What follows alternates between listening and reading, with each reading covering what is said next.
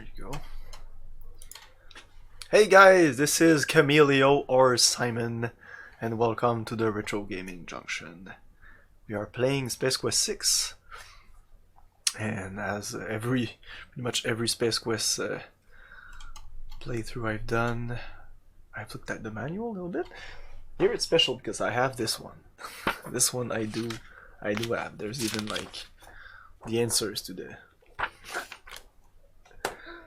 It's quite worn out compared to the other manuals that I have, which are like untouched. This one I usually would scan through before playing. Once I read it like quickly yesterday, I thought it was not as funny as the other one. It's still good, but I didn't read everything. There's so much. The more things you do, new jump frontiers, toilet bugland, cleaning cartridge sire, conscience. Cosmic Glue Wrangler. How likely are you fired? I'm sure I'll be here. Clean out your desk and brush up your resume. Oh, did I? Maybe I did it. Let's look. Maybe I did it. I'm sure I did it now. I did it!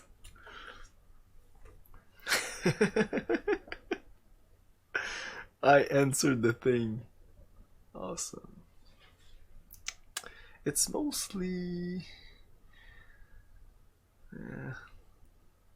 I was a goody little two-shoes when I answered that, I think. Inform you're planting a virus in the program so that everyone who plays it on a company time will automatically have their name reported to human resources. What? The boss appears at your cubicle and finds you playing the computer game dumb at your desk. You swear to take the game off your hard drive forever, but first make a copy for his kid? Inform him you're planting a virus, blah blah. Tell him that whatever he wants will have to wait until you finish the level. See? There's a cuss job opening in the oxygen reclamation. Make a suggestion. Politely ask your boss for a transfer and offer to split the salary increase 50-50. Bars with your boss's office and demand reassignment so that you won't have to work under someone who should have retired before he became a laughingstock. C? It's pretty much C. I do have changed in the years, it seems. Yeah, I did. There's a cuss job opening in the oxygen room. Oh, with a free sample pays twice as much as the current. What do? Well, you ask your boss for a transfer and offer to split the salary increase 50-50. Burns your boss up in there. I don't know. So, one of the funny thing about this is the homing beacon puzzle, which is the copy protection in this game. Eventually we'll get that data quarter. But this is the GOG version, so I don't even know how it'll deal with that particular puzzle. Because this manual you can download if you bought it on GOG, you can download it like in the extras. But it's not like in the folders. It's not even in the folder of the game. Usually in like the other Space Quest, you would go into the folder and there was a manual. It wasn't like this, but it was, I think the answers for the copy protection was there, but this is not the case. But nobody downloads the extra, so yeah, that's my... Because you have to... yeah, I'll talk about it when we get there. There's a little puzzle here. You have to solve it to go on in the game. It's a puzzle outside the game. I know I said I didn't like that, usually. This might be an exception, just because it was the first that I did. But this might be quite loud.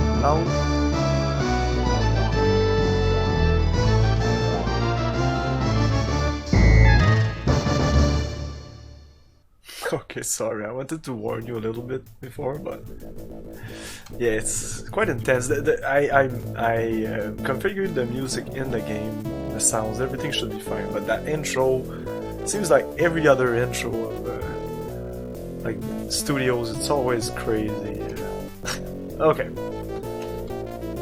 so let's go. The StarCon Federation has reached its decision. Roger Wilco, please step forward.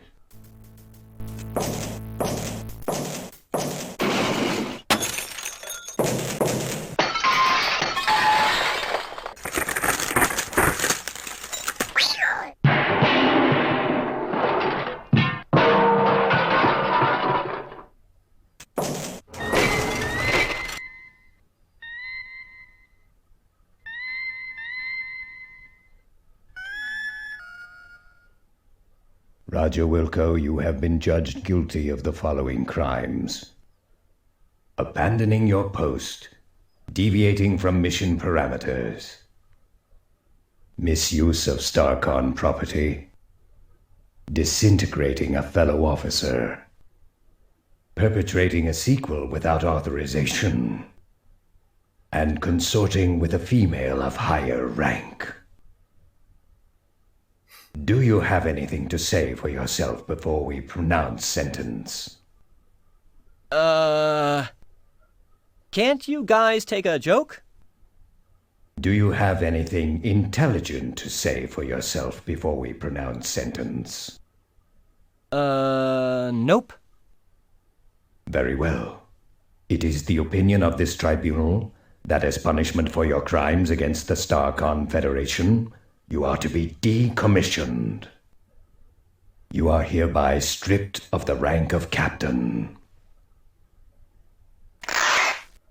You are no longer an officer of the StarCon Federation.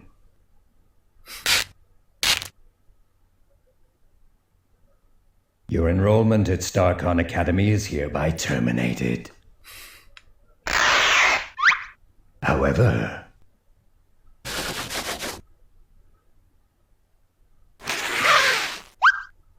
due to your successful return of the SCS Eureka, your rescue of the Goliath's crew, and the fact that nobody gets rid of stubborn mildew stains and black heel marks as well as you do, we are returning you to your former post with StarCon Fleet. You are hereby ordered to resume your duties immediately as janitor second class on board the SCS Deep Ship 86.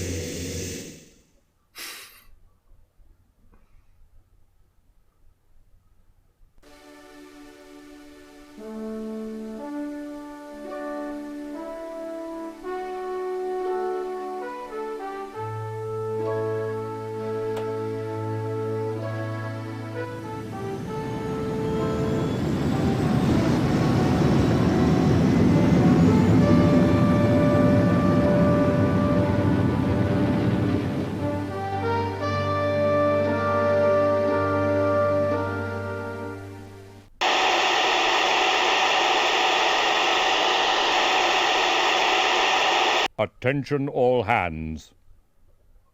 This is your commander speaking.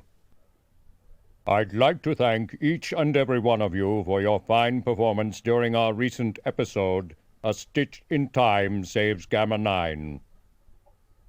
So, thank you, thank you, thank you. Thank you. Thank you, thank you, thank you, thank you, thank you, thank you, thank you, thank you, thank you, thank you, thank you, thank you, thank you, thank you. Thank you, thank you, thank you, thank you, thank you, thank you, thank you, thank you, thank you, thank you, thank you, thank you, thank you, thank you, thank you. Thank you, thank you, thank you. As a gesture of appreciation, we're putting in for shore leave on Polysorbate 60. Enjoy yourselves, and don't do anything I wouldn't do. Kielbasa out.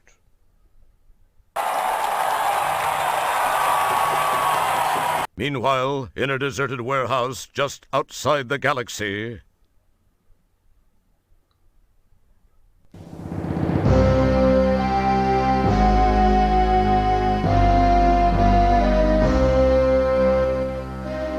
I don't care how you do it, gentlemen, so long as his body is intact.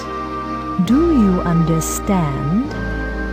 Yes, we got it. Yes, right, we got it. Yes, right. Good. Now, I believe you'll find him here. on polysorbate 60. On shore leave.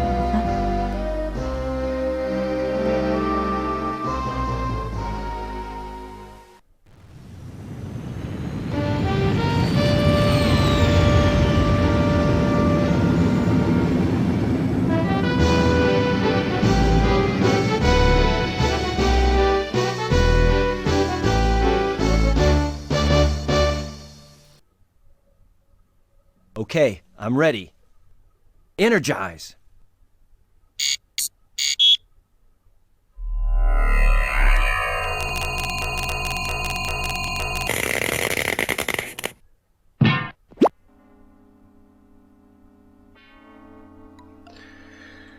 Okay. Not yet.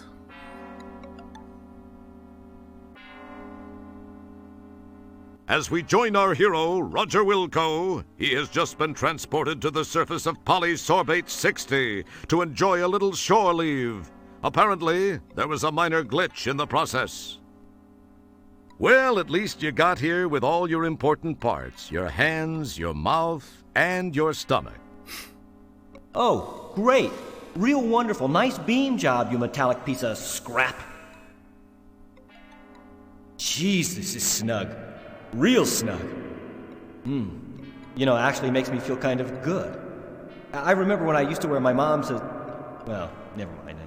No time for nostalgia. I've got a serious extraction problem to work out first. Okay, we can finally... not control, because we cannot feet. We can eyes, hands, mouth, pockets, elbow, and control. Yeah, we're stuck here for a little while. Well, there's just something to do. It's a puzzle. It's the first puzzle in the game.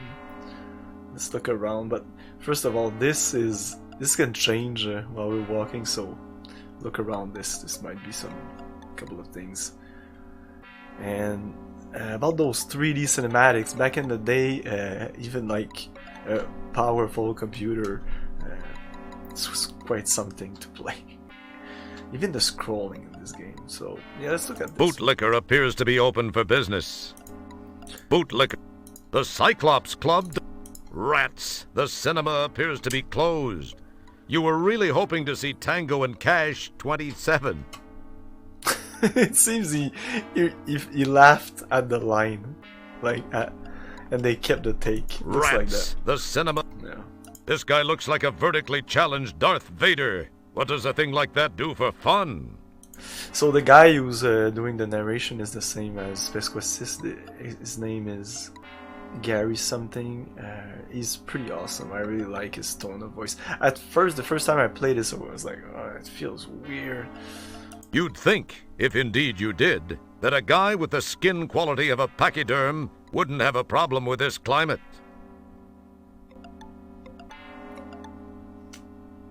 And I wasn't really that fluent in English. It was easier for me to read it than to listen to it. Hey, that one looks familiar. It lacks a bit in the stature department, though. It looks like someone or something got just a little two-faced and wrecked a perfectly good Loadster 750, the Pinto of polysorbate. The dumpster is nearly the cleanest item in the area, and you thought you were a slob. You're back in your comfy, reassuring janitorial duds. That's an interesting piece of hardware. Your normally dim power of recollection actually recalls having seen a picture of one of these in the ship library. Oh, I'm sorry. I'm gonna do this now. I think I'm too late. Shit. Oh well. This is what you have to do. You have to grab that guy, but I think when he's more coming around here. That's an interesting piece of hardware. Your normally dim power of recollection actually recalls having seen a picture of one of these in the ship library. Get this. It's called a bike. People used to actually get on these and use their own muscles to achieve locomotion. What losers. Upon closer inspection, you notice some sort of ID card hanging on the frame. Yeah, that's important. That's an interesting piece of hardware. That thing here. That's an Hey, don't... Your reach is about as great as your personal depth. Don't pick at it. You'll only make it worse.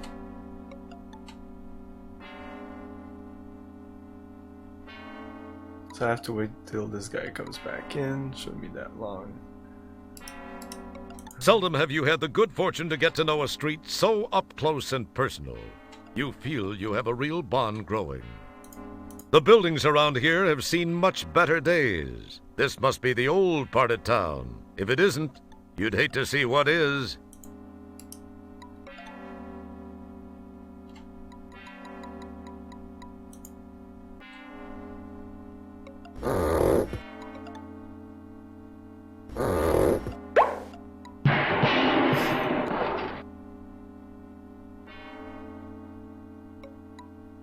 Thank you, my good man. Thank you. Yikes, Thank you. I hope everything came out with me.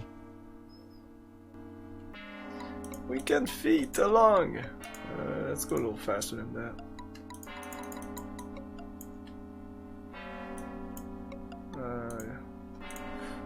Yeah, that's a little too fast. Okay, that's fine. So can we talk to you? Deep inside, he chuckles to himself with the thought that you think he might actually care what you have to say. You're no Bruce Dern, buddy. You can't. I keep going up there for the feet. So I played too much other Space Quest right now. I'm like, no, it's down there. Why it's down there? It is a better place. Up there is not a good place because you're usually walking around doing your stuff. Like this is the normal area of. This is all like the sky or like the landscape. That's going to bootlicker. So they teleported us here for our R&R. Clearly something. I'll keep some of the more expensive stuff back here, like Jurassic Dark, Raymond E. Feisterbrow, and Samuel Douglas Adams. You drool. A stack of papers lay unattended on the floor. Apparently, Pa doesn't get in a big hurry to put stuff away. The headline reads, Lindbergh baby kidnapped. You really don't... Were it working this device, it, as noted on its top, would supply ice. Don't pick at it. This little flesh wad looks familiar. You wonder what he's doing here. Must have been a victim of the telecommunications wars.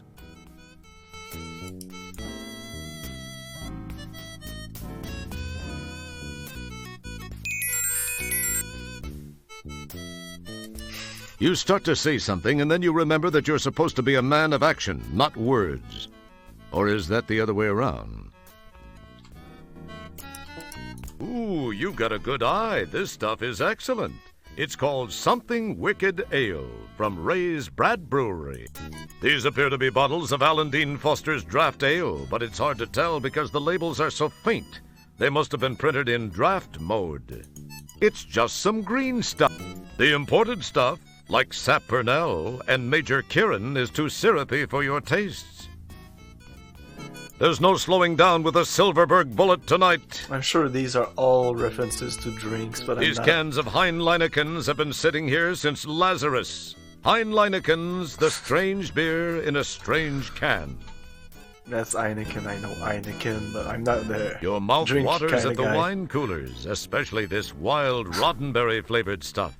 Then again, a nice frosty Harlan Alison, a cold-filtered Beers Anthony, or a Marion Zima Bradley sounds good about now. This little flesh wad looks familiar. Weekends were made for front lobe, and you wouldn't mind removing a few yourself. Look just behind the cans of H.P. Love Draft and Kilgore Stout. They've got a few cans of Meister Brautigan, the only beer made from watermelon sugar. Yikes, those liquid crystal displays. I still have nightmares about them. You summon the... You summon the ability to leave it alone. A camera covers every square centimeter around the clerk just for security measures. It's amazing what kinds of crimes people will commit to get some of Pa's special stock. Pa Conshohocken sits behind the counter by his favorite possession, something he values greater than his own life, the cash register. Pa's been in business for quite a while, as his grizzled look might attest. Hi there. Howdy there, partner. The name's Paul Conshohocker. Yeah, that's my name. I'm the proprietor of this here establishment here. Now, anything I can sell you, why, you just let me know. But if you steal anything, I'll be forced to kind of kill you. Welcome. Okay. That sounds fair. So that's it. Oh, again with the. What's this? It's most. Seems interesting. Pa keeps some of the more expensive stuff.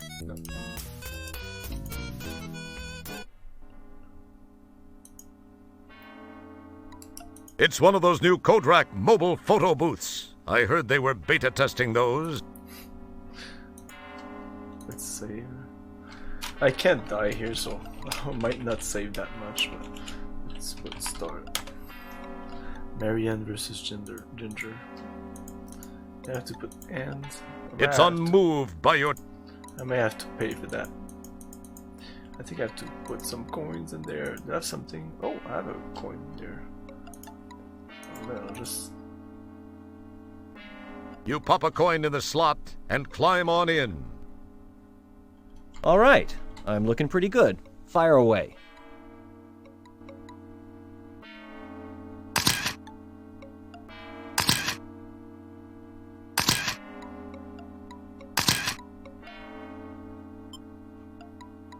There's got to be an optics problem with that machine. I look partially digested.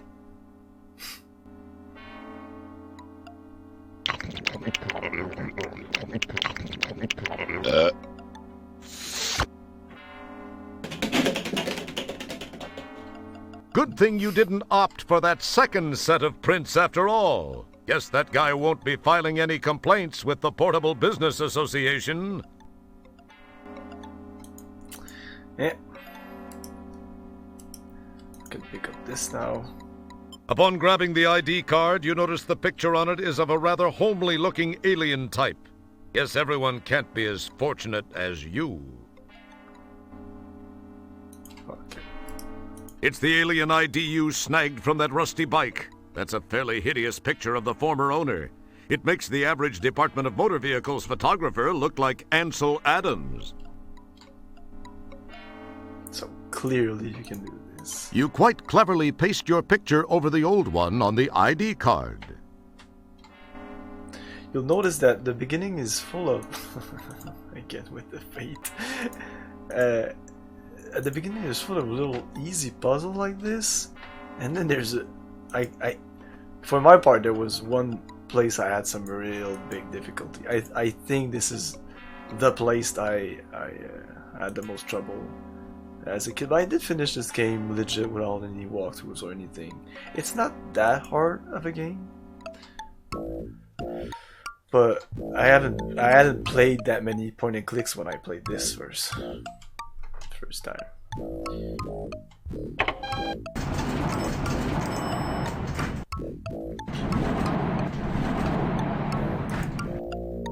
Let's look around. What can be said that isn't? It looks a lot more detailed than it did in Space Quest 4, that's for sure. At some time in a life that might have existed eons ago, these ghosts of flora past might have been called plants.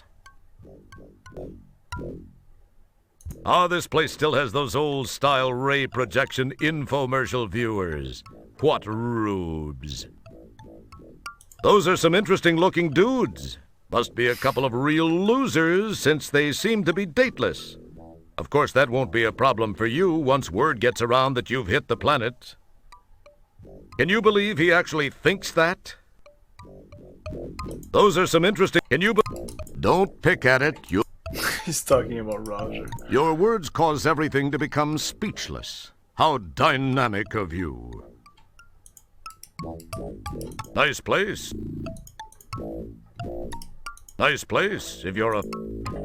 That's the manager of this little slice of heaven. He looks like he's an expert on energy conservation.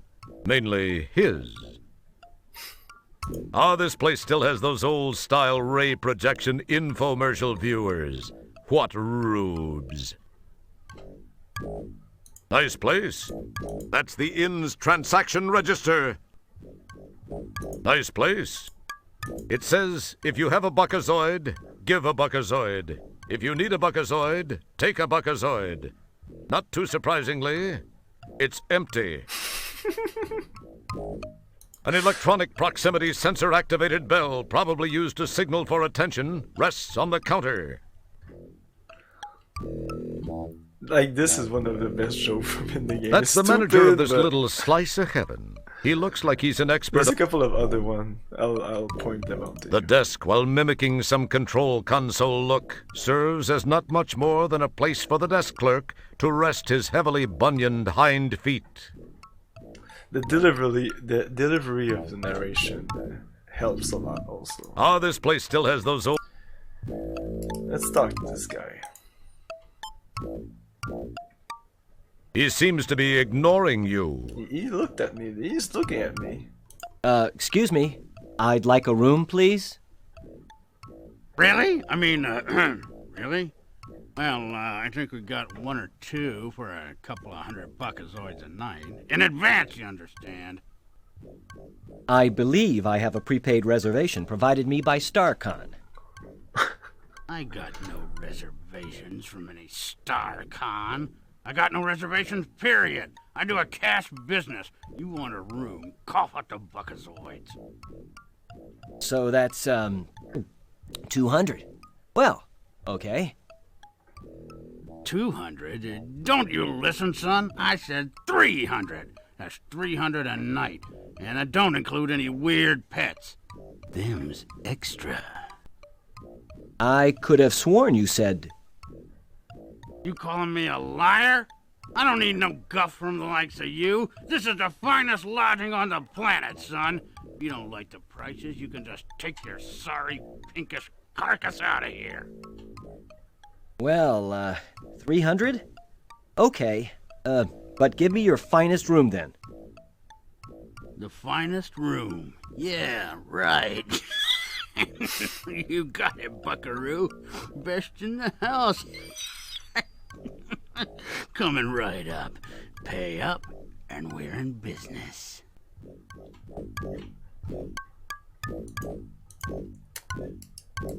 You give the bell a pass with your hand. The manager doesn't exactly spring to life in response, but he does stir a bit and grant you a segment of one eye. I thought I had to do that for him to talk to me, but it doesn't seem so. So I can't do that? Hey, where you going, son? That's for paying customers only. An elevator. Boy, this... You display your...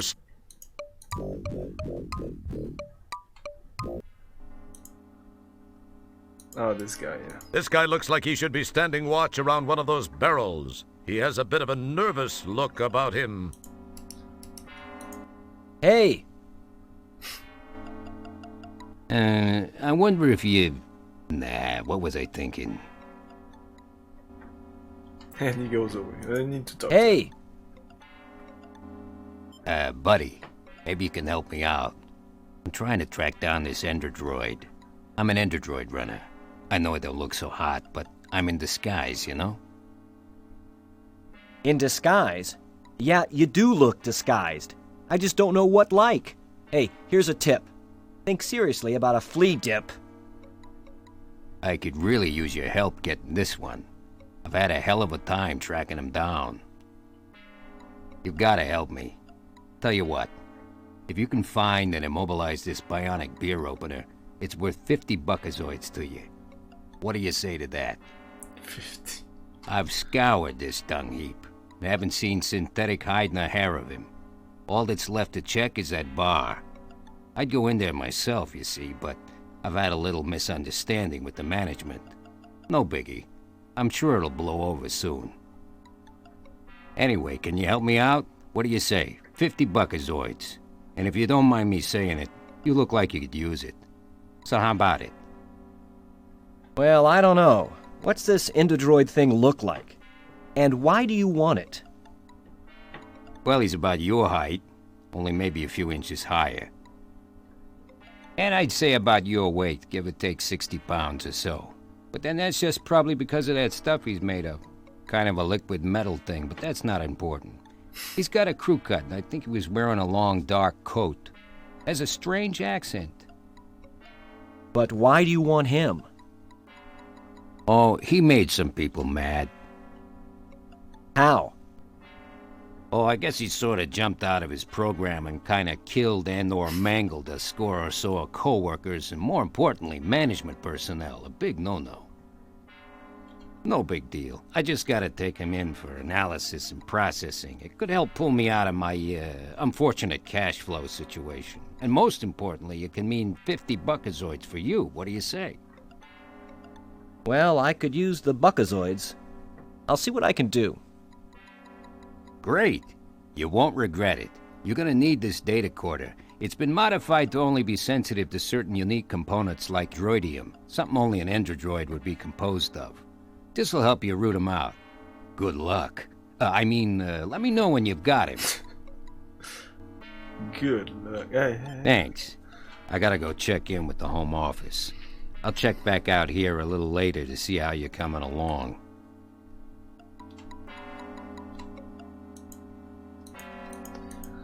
So now we have that thing here. This is the data cord.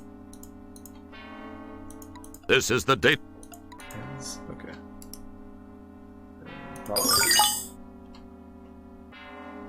Georgia proximity, so he's not here.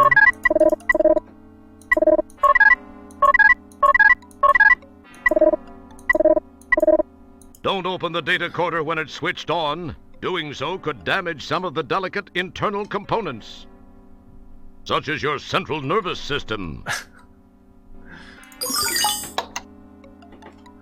Oh, you can already have fun with it? Didn't that... Yeah, you should close... No, I'll even take that. You should close the face... Yeah, close it. Sorry, power. Bucko, the data coder won't work. Now that you've removed the power source, you'll have to put the devallium crystal chip back. I'm just a Roger. Okay, but the devallium It's crystal... a piece of divallium crystal. Oh, it's so beautiful, devallium crystal. This is the... Error. So, reconfigure. So under this, it's moving stuff. You have successfully reconfigured the data coder for standard use. The data coder trademark. Don't open the data coder such as yours. So yeah, everything's like that. But I want to try something out.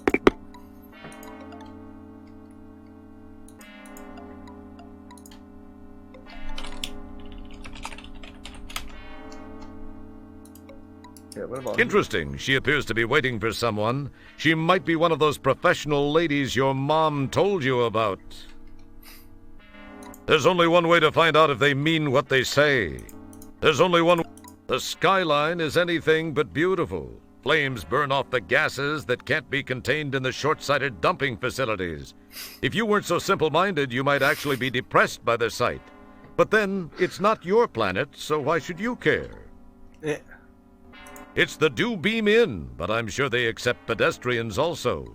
The door hinges aren't exactly overheated from a steady flow of eager patrons. Now, there's an interesting sounding business name. You wonder what... Now, there's an establishment still in operation. With this climate, it's no wonder that people might need to track down replacement parts for even the most organic of the population. I wonder if, Nah, never mind. This part of town is... You wonder if there could be any connection between this kind of waste disposal and a thriving business like implants and stuff. This Wow. and this? That's kind of deep for you. You summon the... A very odd fixture occupies a good portion of this corner. Its purpose is irrelevant, as it seems to be the victim of a lack of maintenance and some sort of clinging mineral-like deposit, which have been laid down in several arch-shaped patterns. A sensible person would be afraid to find out what this caps off. That being the case, I'll take the liberty of telling you that it's something you don't want to mess with. Some wise sap closed up shop and jammed from this dying settlement. Some wise sap... It's hard to tell what the last business was that went broke here before it was abandoned. It originally went broke centuries ago as a laserdisc shop. Centuries ago. Okay. Yeah, let's go here. Holy shit.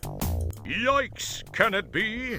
Why, yes it is. It's Fester Blatz, former owner and proprietor of Fester's World o' Wonders, a cheesy little tourist trap on the desert planetoid of Fleabot. The t-shirt looks, and unfortunately smells, like the same one he wore on Fleabot. He has the expression of someone enjoying a permanent wedgie. He has aged somewhat. Looks like he's grown a few more neck rings. These last few years have been rough on him. From what you remember of him, he used to be kind of an aqua blue. Now he looks like a used lug liner, or the color of a Vorillion miner's loogie. Hey, Skyline! Wondered why Sierra went more comically comedic on Space Quest 6. Well, this is made just by Scott Murphy and Josh Mandel, and I know for a fact that Josh Mandel really put his all in this game.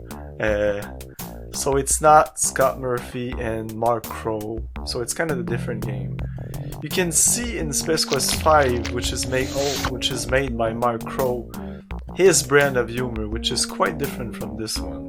This is much more, there's more text, there's more stuff, it's packed full of jokes. Yeah, there's a lot of references to all sorts of stuff. There's not so much slapstick humor. Well, there is like this, or like graphic comedy, but it's more brainy, I think. It's more intellectual, but each game, like in my souvenir, only the latest game had more comedy, but the comedy has been there since the first Space Quest. Brain-dead products have been a staple of the home-built being hobbyist for decades now. They make a fine line of adapter plugs which allow for cross-species component swapping. Means you'll be able to pick up parts anywhere other beings exist. Nice deal, huh? They also make a pretty fine moddy. Get tired of what kind of mood your droid, or spouse for that matter, is in? Why, you just slap in one of those babies and bingo! You can modify them into a whole new attitude. Find a wife type who won't pay some big buckazoids for that. Too bad the sale of them is illegal. About all I do is trade for them. It's one of them loopholes, guess you could say. Kinda developed a hobby of collecting the suckers. He talks about that a lot because it is important. Yeah, I got them in a few months ago, fresh from the harvesting facility. Genuine dumb brand cranial stocks. Perfect for when just one or two accidental nicks from those amateur scalpels can render your home-built being useless as lips on a... Oh, never mind. Just rip out that old stock and slam in one of these little beauties and your home-built being will be carrying out your bidding in no time. Guaranteed. Like, the humor in this reminds me more of Space Quest 4, a lot more. It's a marketing device for dumb. They design and manufacture a wide variety of implants, prosthetics, and conversion attachment kits.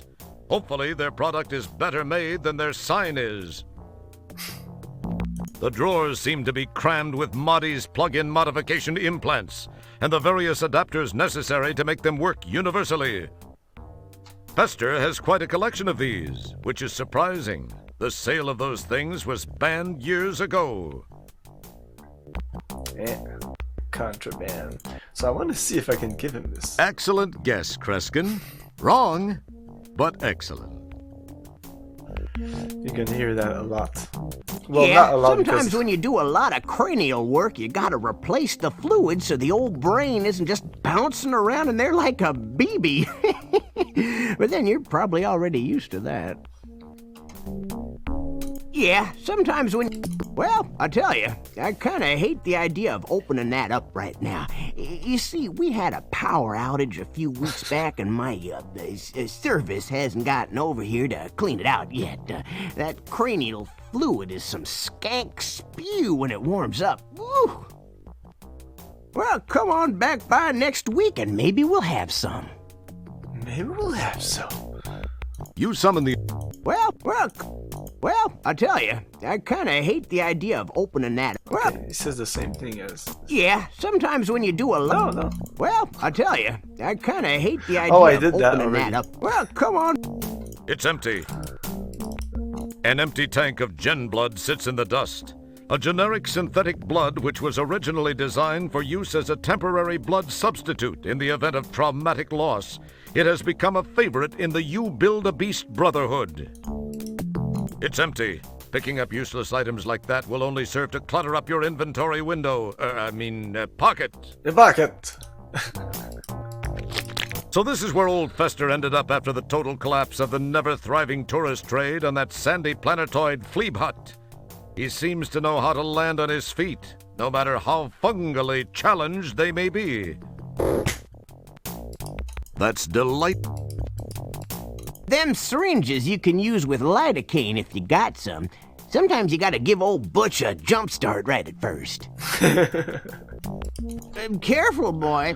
You don't want to be pricking yourself with one of those. They aren't approved for first species use. We pick them up used from organ pirates who specialize in harvesting stuff from battle zones. Wouldn't want you to go mentioning that to anyone, you understand. I can only imagine like shoving those needles in the brain, changing your brain and Now you know what happened to the infamous R2 line of droids. They've been reduced to carrying out the most trivial of tasks. Fester's using one for a gen blood blender. How sad. The R2 line of droids seemed like the hottest thing going in their day. Then they found that one little flaw in the programming. Unfortunately, the princess's personal life will never be quite the same. Don't touch that. I'm sure you'd love to be able to play with it. You've always wanted to. That just isn't on the agenda this game, Roger.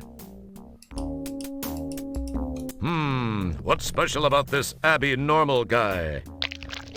Good night, Mr. Feldman, wherever you are. It hurts your eyes to look at that. In fact, you feel a major headache coming on. Not much going on there, eh? This one's labeled fresh. By the looks of things around here, fresh is a very relative term. Wow, an Apple II Plus running biorhythms. You thought IBM had rounded all those up and landfilled them decades ago, back when Apple started the push to open home computing to the public, making it fun and accessible. and they did it. Don't mess with that. They didn't do it yet when this came out. This is what, 90s? I want to say 96. Something like that. I may have the box right here. Yeah, let's take a look at the box.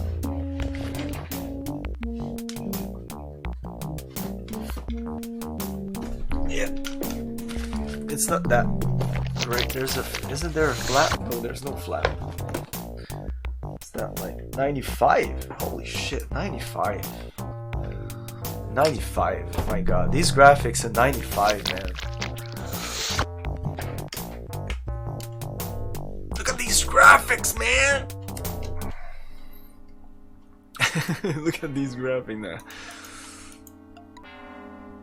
The part in the arcade is pretty cool.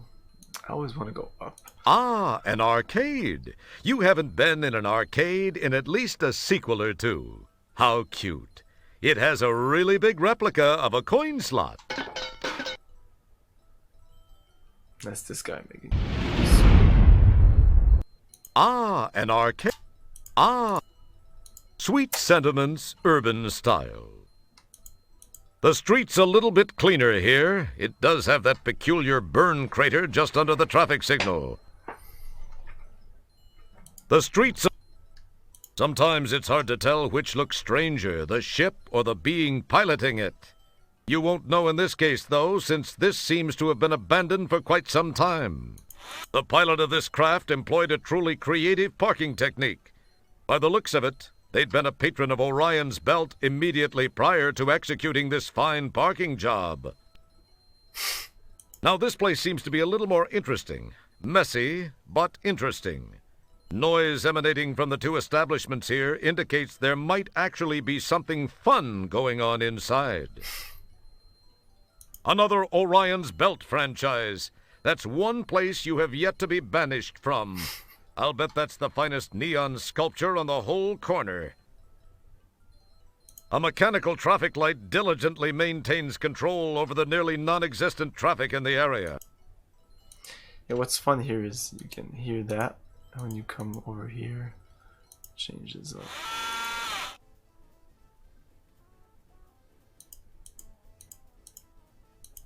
I blame Scummvm here. It used to be a little better than that. Well, better is relative, because now it's a little... it's just not loud enough, I think. But it is smoother. Because back in the day, like running that on a CD, sometime you will play the game and would just... the CD would spin up and then they would draw the line. Except when you're doing what I'm doing and just always accessing the CD drive by clicking everywhere. Another Orion's Belt franchise. That's... The flaming barrels remind you of the good old days, kicking back in the sandy outback of Corona, roasting grell burgers over a lit rocket nozzle. Life was so simple then, but then so are you. Apparently, some things don't change. Yeah, if I go in my pocket and... Nothing happens. See, most games would just give you a generic response when you try something useless like that. But we've custom-tailored this response exactly for you.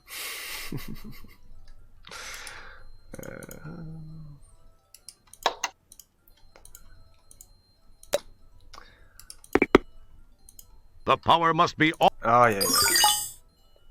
Oh, I thought it would light up. Don't open such as yours. Let's go in the arcades.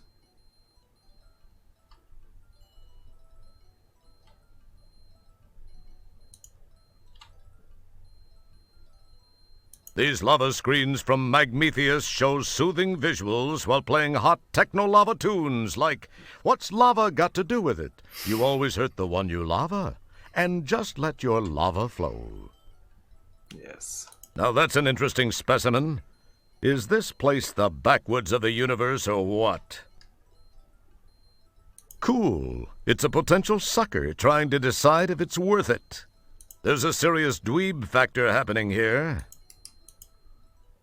It wouldn't be prudent to do that at this juncture. An overhead screen advertises a new kiddie-level arcade game in which you walk around Calcutta trying to match the right body part with the leper who lost it. It's called Mixed Up Mother Teresa. This rough, tough cream puff is positively myrtleizing that machine. That's one hefty teenager. Must be from the Mariposa planetoid. You summon the ability. This arcade, known to the locals as Dismembers Only, is filled with lowlifes, druggies, and juvenile delinquents from all over the galaxy. And those are just the employees. This arcade, known to the locals, and those are it's last year's hot arcade punch-em-up, more dull combat too. Ooh, you're offending someone. It looks like someone you'd want to just run up to and pound with a mallet. Oh. It looks like, unfortunately, you're fresh out of mallets. This guy looks like... What can be said that is... Anything that shortens this guy's lifespan probably makes the universe a safer place. That wouldn't prove... Your words cause... You can't talk to anybody here. What can be said that isn't painfully obvious? It hurts your... Oh, really? It looks a lot more detailed. Another in the wide variety of life forms you've seen on this planet. This guy just stands there, looks, and fires an occasional lunger. How did all these forms manage to come together in one place? Normally, you'd have to travel light years to run into just a few different life forms. This place has the odds beaten big time. Interesting head formation. He looks like one of those cranium suckers you saw in a scary movie once. Guess that means you'll be safe. This little purple being is kicking Fanny on this game. He's built up an audience. Now that's an interesting specimen. Okay.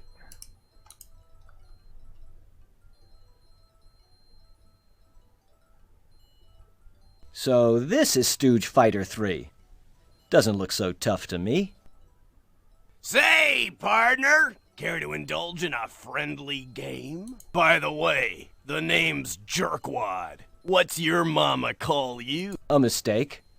But my friends call me Roger. Roger Wilco.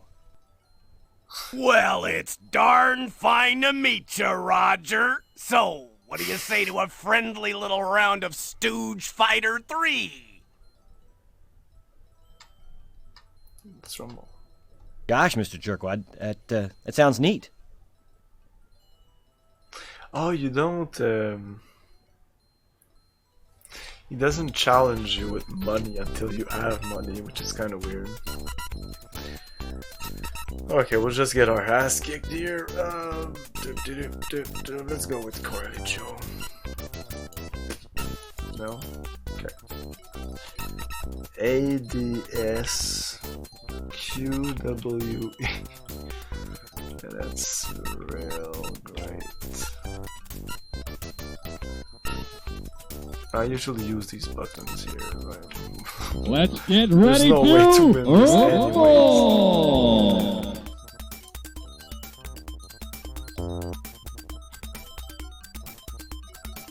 Oh, a wife gun. Yeah, just smash that button. Gun. Oh, a wife gun. Oh, a wife gun. I'm doing pretty good. Oh. Oh, a wife gun. Oh, go. You can duck. It's the best game ever.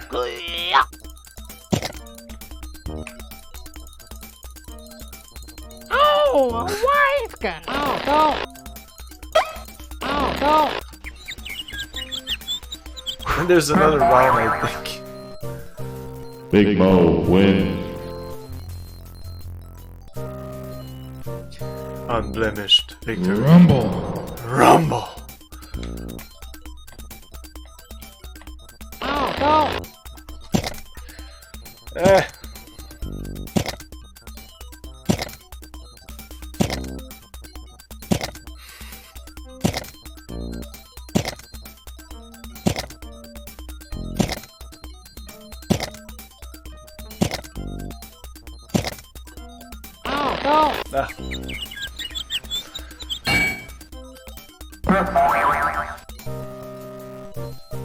Big Mo wins the match. Choice victory. Choice victory. He murdered you.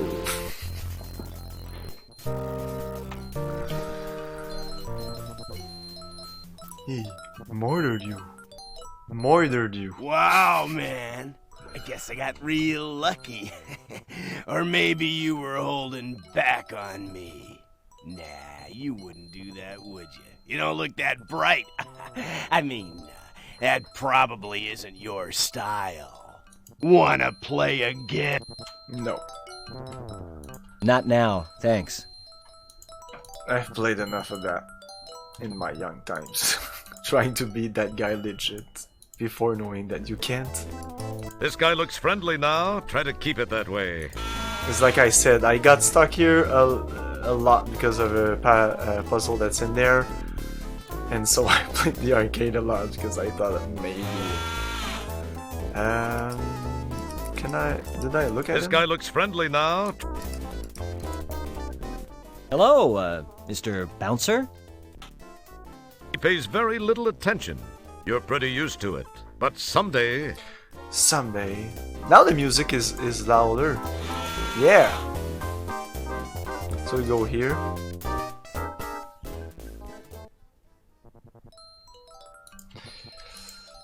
Yeah, I know it's kind of like iMuse, but it's not iMuse. It would appear that once again, Vice is a bit more profitable than most business ventures. This place is almost too hip for the planet. But then, that's no mean feat, given what a total heap this place appears to be. Okay, lots of stuff to look at. Looks like this big furry dude is laying out his best Orlanian pickup lines for the Ice Queen. It appears she's not fielding any of them. Put the music down a little bit.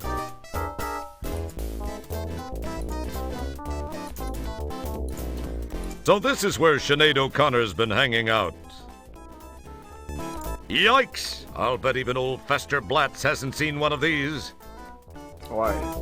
Just has to go to the bar. And Yikes! You'll see it. That bores me so. Okay. This is the main floor of the Swank Lounge, Orion's Belt.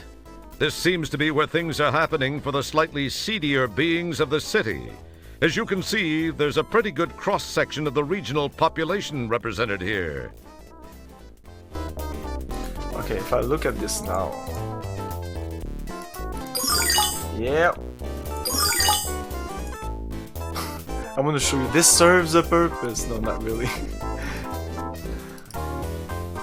A quick look indicates that the bartender is physically well balanced and adroit. A good combination for this profession. The shirt would further indicate that he has the mentality for it.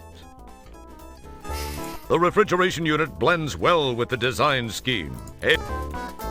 Hey, when did you start knowing things like that? An interesting arrangement of conduits creates an almost artistic pattern to the back bar area.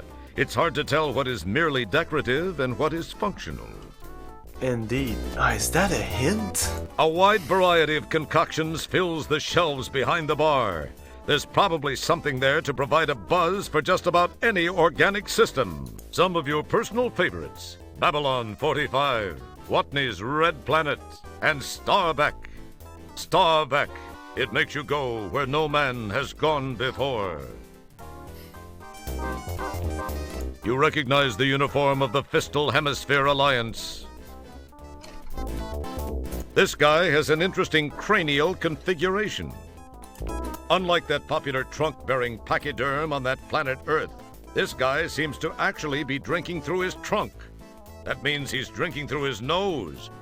Yuck. This rather large individual with the headphones seems to have tuned this place out.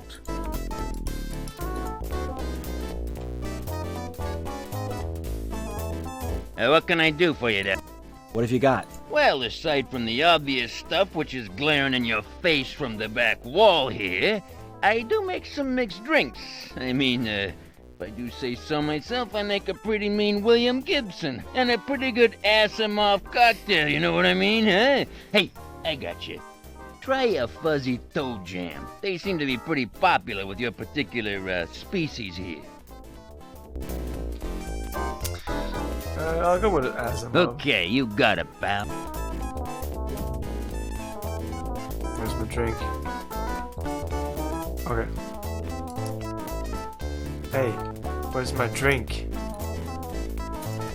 The floor. So he never gives you a drink. I don't know if he used to give you a drink, but they were like, I don't know.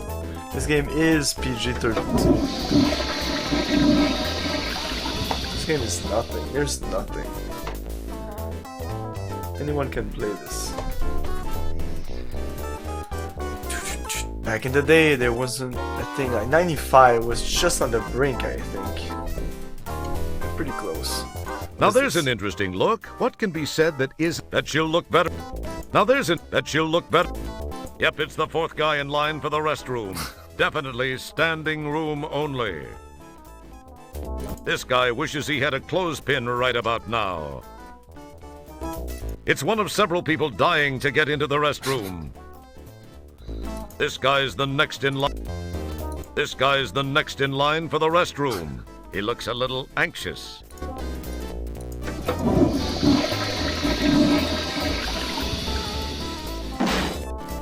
Well, that wasn't too bad for a borderline physical specimen like you. It didn't quite get the job done, though. So I don't know if that's supposed to be a puzzle, maybe. But using the feet on that.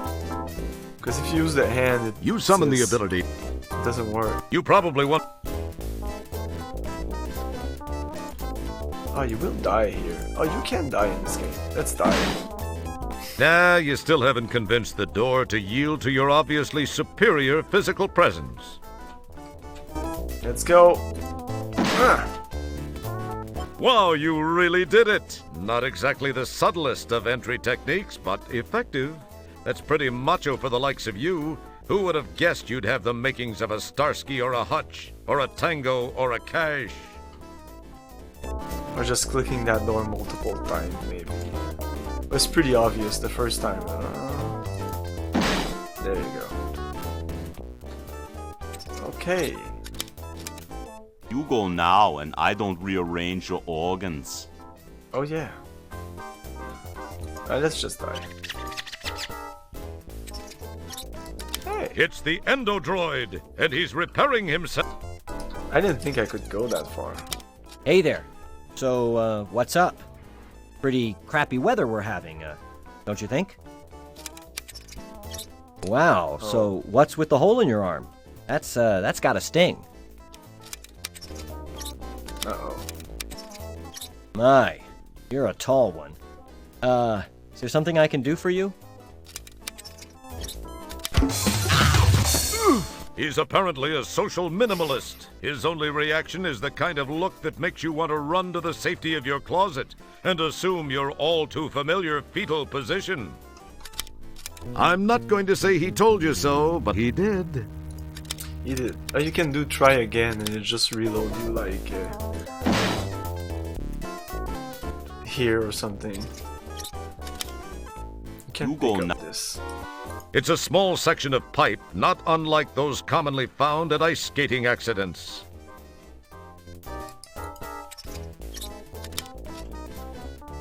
Weirdly enough, this will be used like right here. I could have left it there. They're just some no deposit empties. I don't know what comes down here, but these definitely have some sort of deposit. You look at it. You found your way to the not-so-spiffy basement of the nightclub. Numerous stock items are... Uh-oh. Uh-oh. No.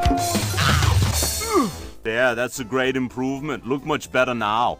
Well, he did warn you. I'm not going to say he told you so, but he did. They can try again. Just restart here. The Endodroid's home surgery kit sits on the crate. It's the end. This is what... Okay, let's go before he kills me.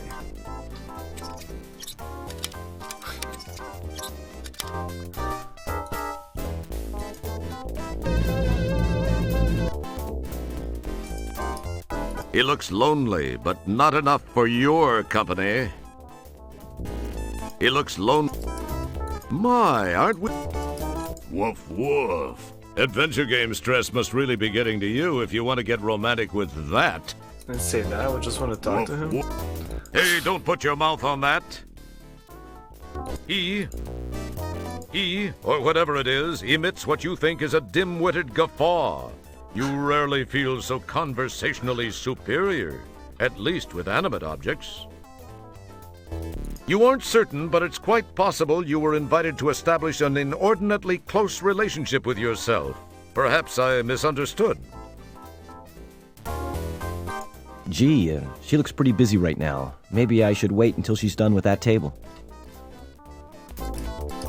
Wow, the walls up here. The second... How trendy.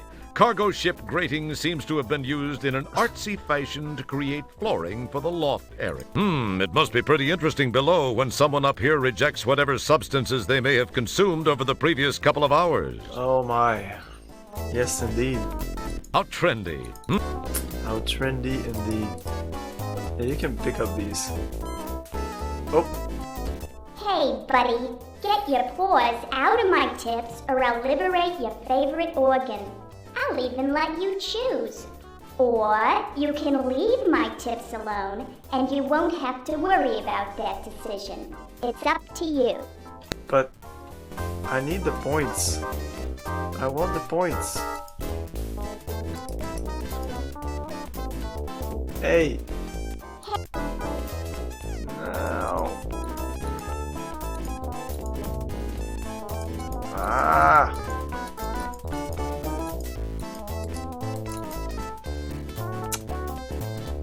What? Wow, this...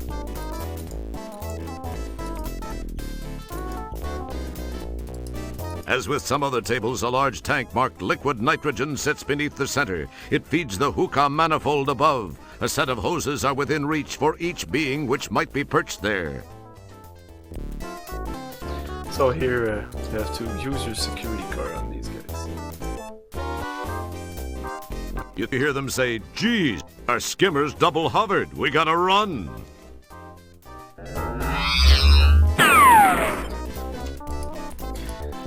Okay, let's pick up those hoses. You snag the 4 hoses. Never know when you're going to meet that special lady.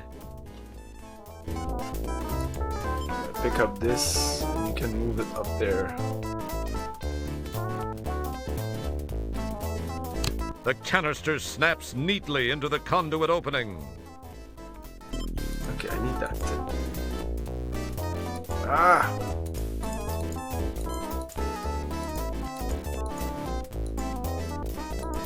Go to that. No, no, no, no, don't go.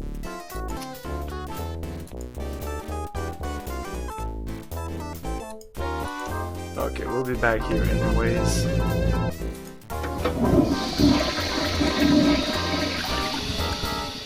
Oh yeah, you have to show this guy your security card. Ah, so you're with Polly Sorbate Security, huh? Yeah, what can I get for you, Chief? Chief, What have you got? Well, aside from I got just the thing for you guys. It's something I don't even give the regulars here. What do you think, huh? I skipped that what he said because it was the same thing, but then he added that thing so special. Make me a double uvula spritzer. Twist a fleck rind, and I want it hacked and whipped, not like one of those shaken or stirred sissy drinks. Okay, coming right up, Chief. Listen, this'll take a couple of minutes, but feast your eyes on the making of it, all right? Oh, that's just fine. Take your time, my good man.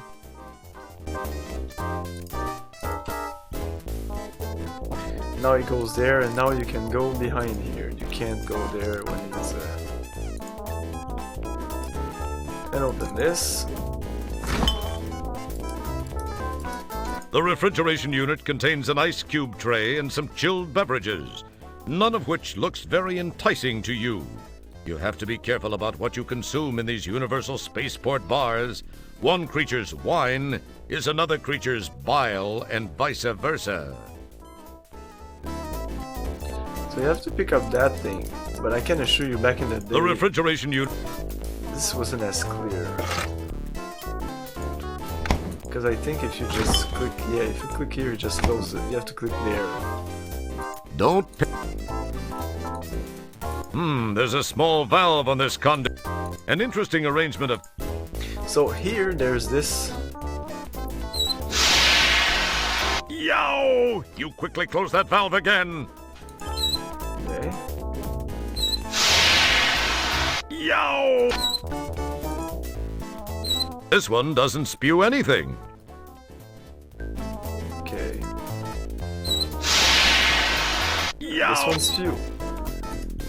So that's about as far as I could go back in the day before I found out by myself, by literally clicking everywhere in the freaking game. I was so pissed off, and I eventually clicked right here.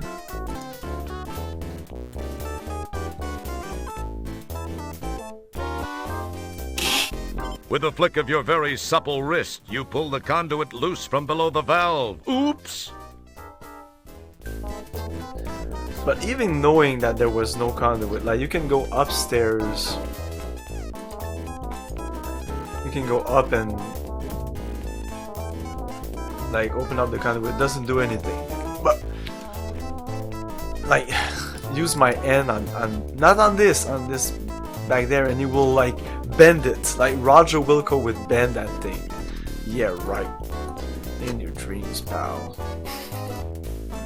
So, now you have to use this. Carefully untangle the twisted mass of hookah hoses and then rehook the hoses to create one long hose. It reminds you of Christmas time back home when you enjoyed untangling the Christmas lights and saying to yourself, I get so much satisfaction from cleaning and straightening. One day, I'll be the best janitor ever. Well, at least one part of that dream came true. You are a janitor. You rehook the hoses to create one long one. Yay. Okay, and then you use this. on this. Try the other. The other part. You have to use this. That's here. an interesting. The hookah hose is now attached to the leftmost conduit. So I could even put that there, but like you couldn't do this before this was done, so it would just go on the floor like that. Sometimes I would pick up it the up loose end and click everywhere with that thing.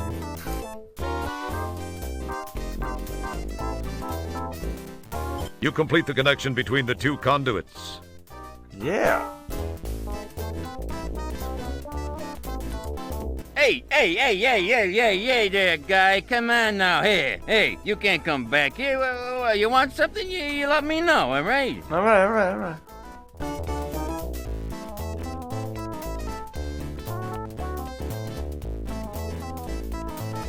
Oh! The bartender, noticing the hose attached to the bent conduit, disconnects it, much to your chagrin. Okay, we took too much time doing all that stuff. That's fine.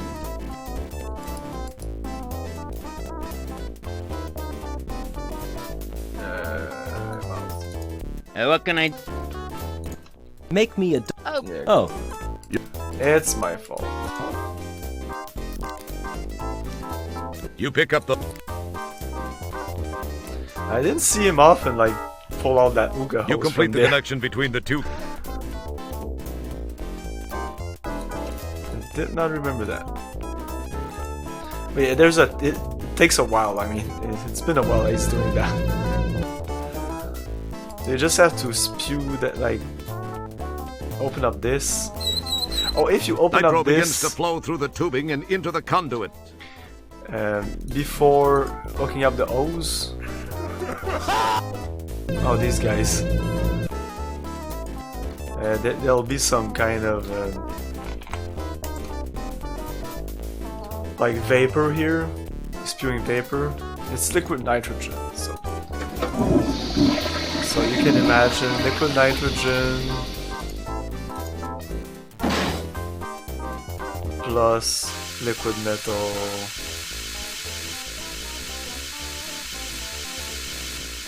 And that's it.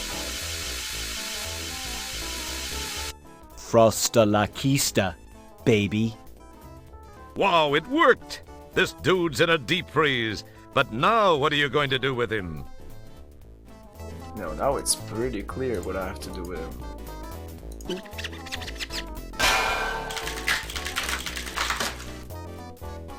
Cool. Laying a solid blow upside the head of this frigid felon has reduced him to cubes. He's not too hard to handle now. Okay, just pick that up. It wouldn't be prudent to do that. Don't touch that. So you can't pick it up, and it doesn't say something different. It's just like, eh. The endodroid is. So at first, if you go, what happens?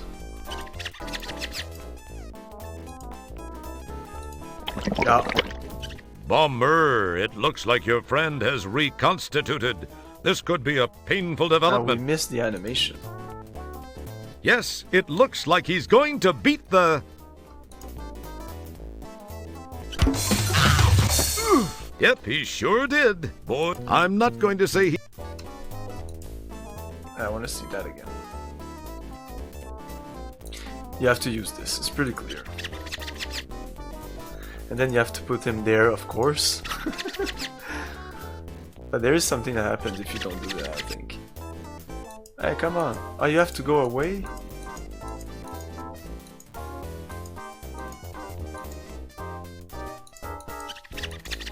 I want to see him. Oh, I think it... Oh. Bummer. It... There you go. I wanted to see that yes, animation. It was really important.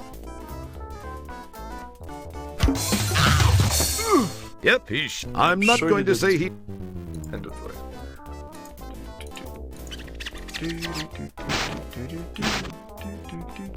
You quite cleverly whisk the cubed culprit into your dustpan. It's going to be tough to carry him this way, though. I will do it, though.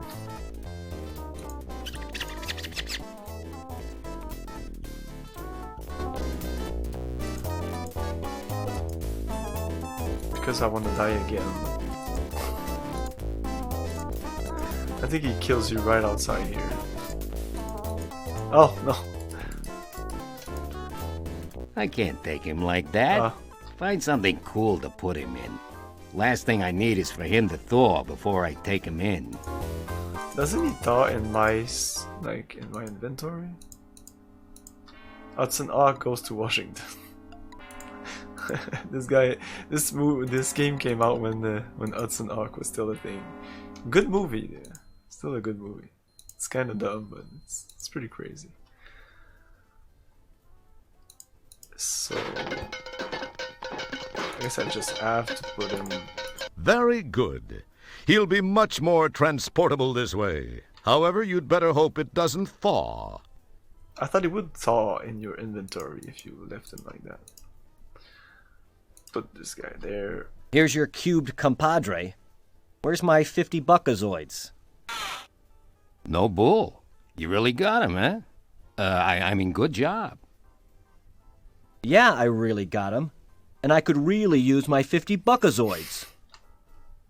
Tell you what, I'll pay you when they pay me. No, I need the money now. Or I let the guy thaw right here, right now. No, just a minute. You don't want to do that. Hold on to your alimentary contents. I got it here. Here, you happy? I'll just be taking that tray. Been a special treat doing business with you. Bye-bye.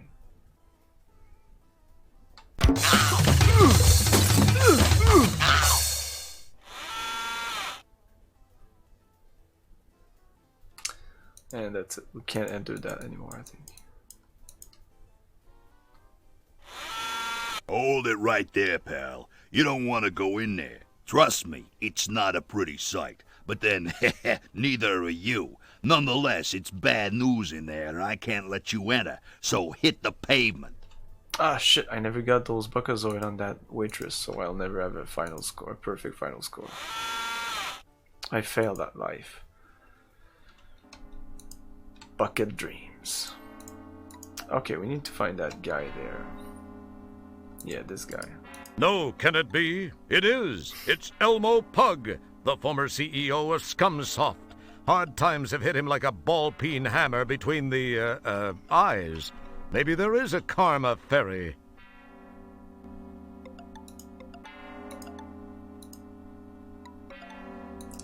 Just was this Roger Wilco and the Colin of Doom. I think that's one of the tests. It was supposed to be called Roger Wilco in... because it's kind of a spoiler, so... But it was a good title. If I remember it. I won't. I want to talk to you, dude. Hey! He's the guy in Space Quest 3. Say, you look familiar. Didn't I kick your butt in a huge robot once? Oh, yeah, that. I hope to forget that. It was the beginning of my undoing. I was a laughingstock around the company in the final days of Scumsoft. Oh well, if that hadn't gotten me, some of my other creative management techniques would have.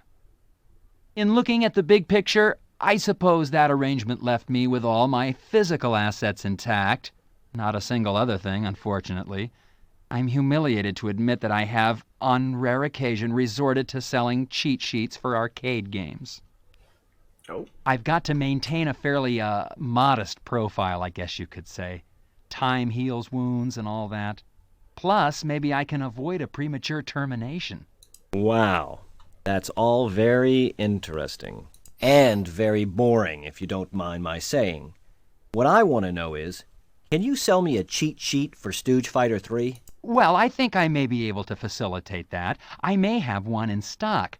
Okay, here's what I need from you. A nice new bottle of Cold Sordian brandy. If you can deliver that, I think we can call it a deal. My people, I'll be waiting to take delivery from you so that we can put a bow on this deal. Catch you later. My people. Good people indeed.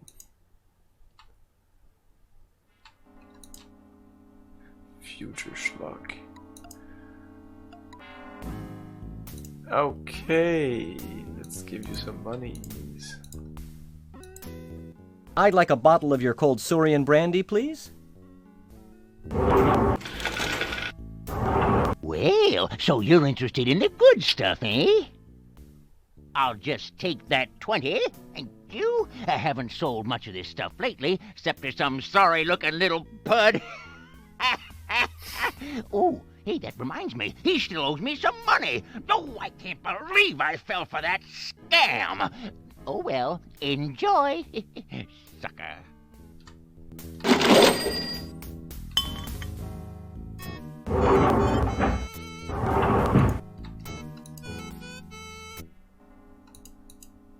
Space Quest 5, next mutation.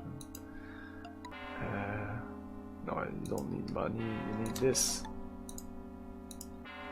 Yes! I mean, Mr. Wilco, I'm most pleased you've chosen to do business with us. You're just in time, too. I have another party on his way interested in the same item. Oh well, his loss. Well, I'll take that off your hands. Now, per our agreement, here's your cheat sheet. I'm certain you'll find the game much more interesting now.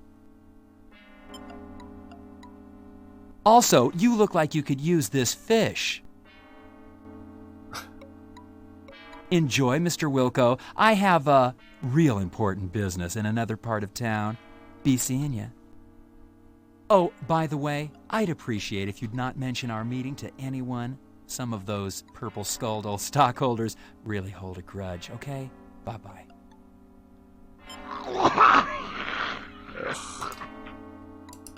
Let's look at it together and see what we can see, okay? It's the Stooge Fighter 3 cheat sheet you got from Elbow. To guarantee a win, the cheat sheet says, when at the choice screen, press the machine's letter buttons in the following order: A, B, B, A, C, A, C, A. Then, be aggressive and attack as much as possible using your new secret weapon. Yay, you can finally kick that guy's ass. Let's see if there's anything else here. Space Quest 5. Still Space Quest 5? It doesn't change. Oh, the last Andromedans. Raiders of the Lost Semicircle. Oh, there's a lot. Fistful of Buckazoids. Space Quest 4. Roger Wilco and the Time Reapers. Josh Mandela, The Legend Continues. Johnny Pneumatic.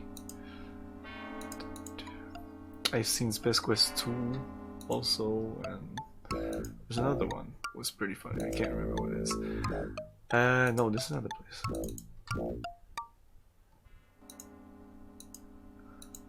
Hey,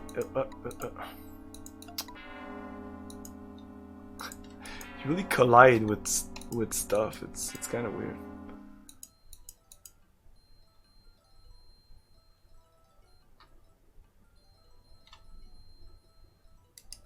Now that's an interesting... That's not yeah, just talk to the guy. Do you just talk to the guy? Yeah. It's ABBACAC. Hi, Mr. Jerkwad. How about another game of Stooge Fighter? I'm feeling a little luckier this time. You know, kid, I'd really like to, but I need a little more of a challenge. Take a long walk off a short asteroid, okay? What's the matter? Afraid a measly little pencil-necked low-life janitor and general waste of human life is going to embarrass you in front of your friends? Well said. Hold on there, you little puke! I'm not afraid of some puny little zit on the butt of the universe! Jerkwad is a scaredy cat! Jerkwad is a scaredy cat! All right, you little wad of spit. Let's play. I'll waste you. Tell you what. Let's make it interesting. If you win, I'll give you 300 buckazoids. However, if I win, you're mine to do with as I see fit. The deal? Oh, this is gonna be fun! Oh, you're a bit puny, but I'm sure I'll be able to get a few buckazoids for you over at the slave colony. I'm sorry. I don't think I heard you quite right. Did you say slave colony? Too late to back out, Borg breath. I knew that.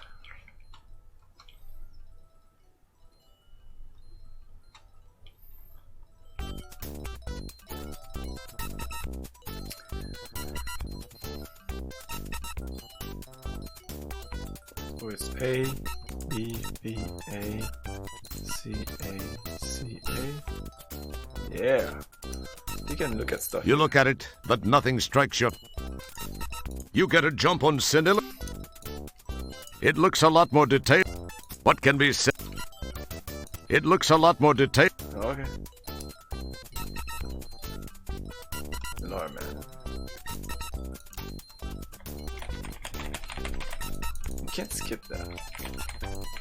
Like, I know how to play the game.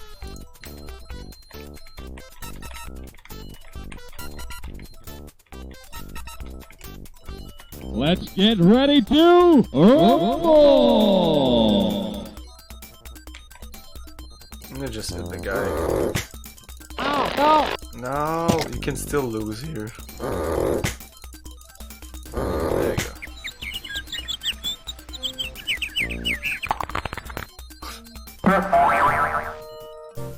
Blairman wins. You loitered him. Rumble.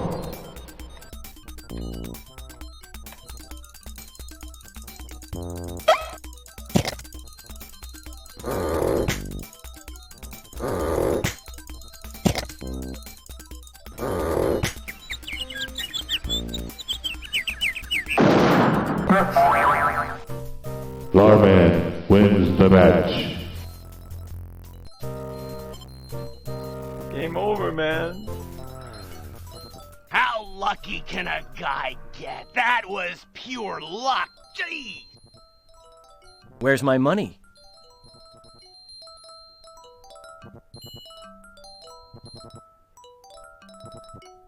Here. Now, if I were you, I'd make myself scarce, you little lump of phlegm. Otherwise, I'm gonna lose my temper, and all that's gonna be left of you is teeth and toenails. Okay. We can get a room at the motel, or the hotel, or whatever. Here.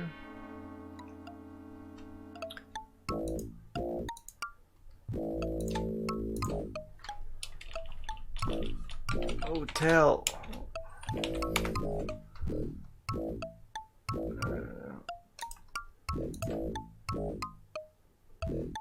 Okay, son, you just scribble your old Bill Shatner on the register screen and I'll get your key card. Just find a room as you'll find on this orb. You have a brief moment of what you think is cleverness. You decide to wittily sign the name Franzel Nickberm.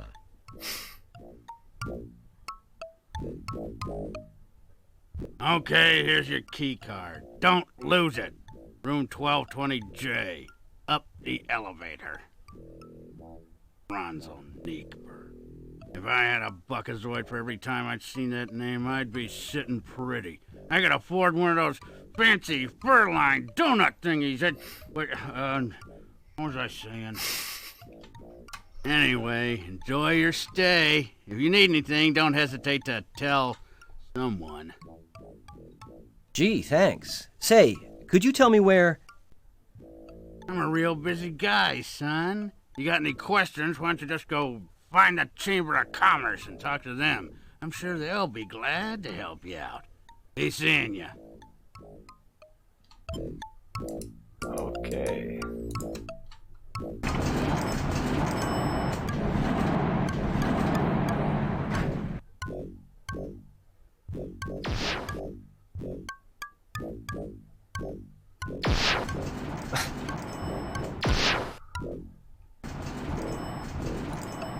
The window offers you a prime view of the baby spew brown skyline of Polysorbate 60. It's the hotel's nut. They look more like cell doors than hotel room doors. It's kind of a Motel 3 meets Rikers look. That bores... That bo... The crack maintenance crew must... Boy, wouldn't it... Okay, I think that's it. Room. Doobie. It would appear that... Just as you're about to insert the key card so you can go inside and check out your new digs, you notice those two goony-looking dudes from the lobby walking in your direction at a rather deliberate pace. Perhaps they're going to welcome you to the place or show you where the ice machine is.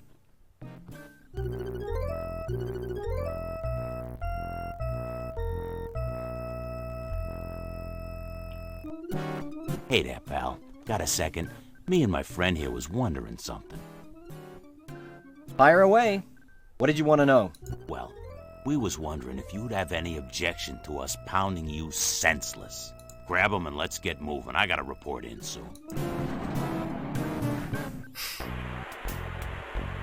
You puny little scumbag. I can't believe anyone would want you. One thing's for sure. You sure ain't gonna be seeing your home son ever again. Hey, Nigel, let's get back to it, huh? We got things to do and places to go. Now, just sit there and be still and be quiet, little man. I've got some things to finish before I finish you.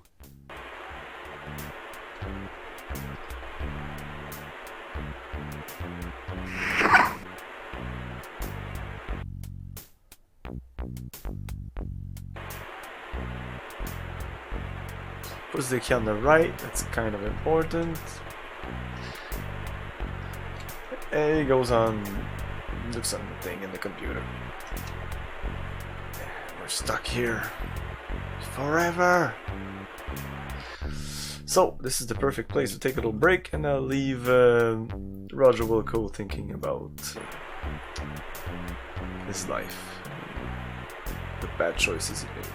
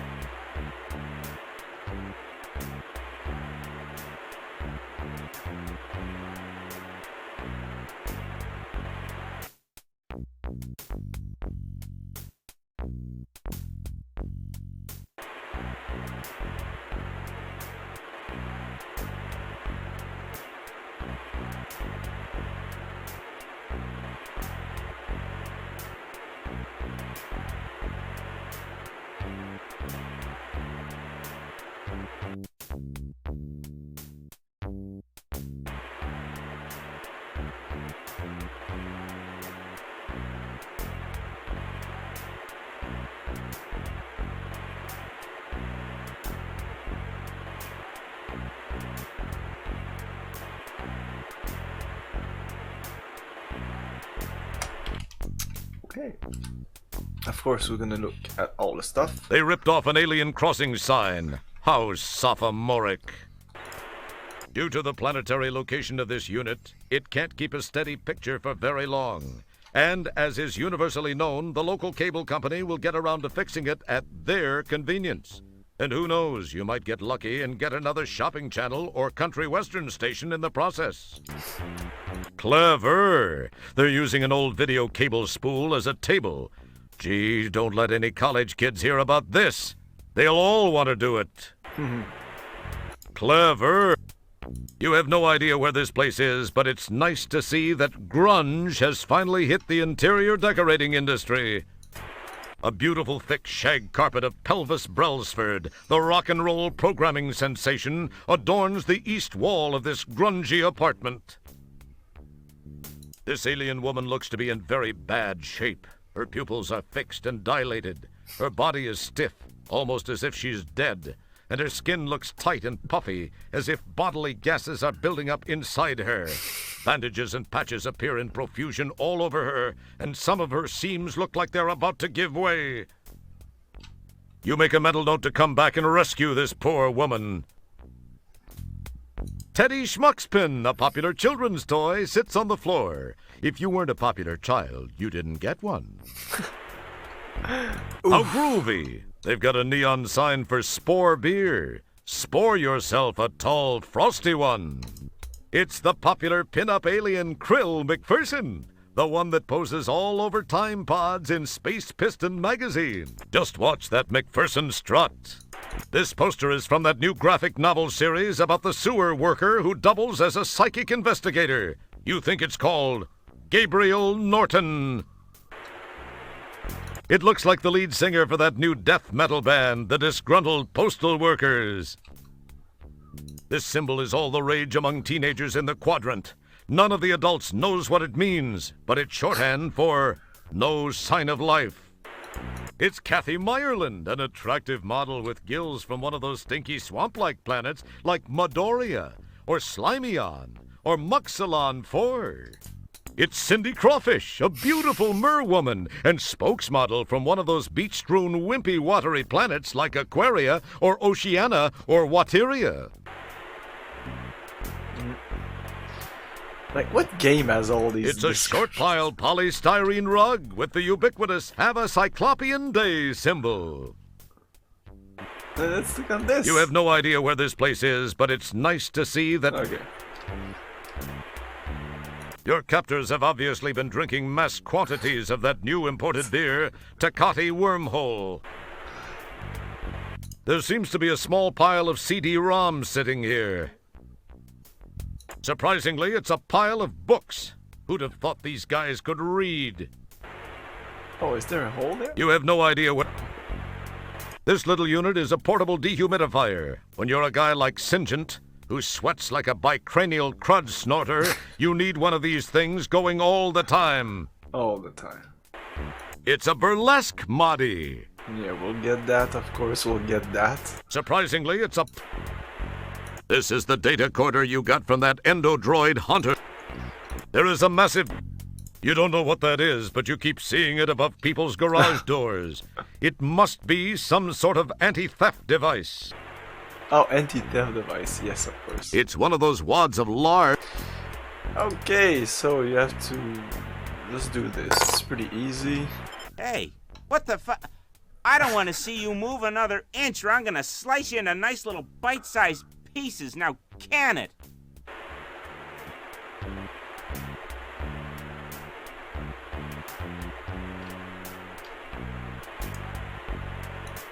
And when he said with the foot, I was like, you can say that in a video game? What? Weirdly enough, you don't use your feet. You are now a proud nail owner. Yes. Of course, you can use the nail to open up the handcuffs. Everybody knows that. Good thinking. The nail proves to be just what you needed to free yourself from those handcuffs. Yeah, of course. Don't get all excited, Little Red Riding Hood. You aren't out of those woods yet.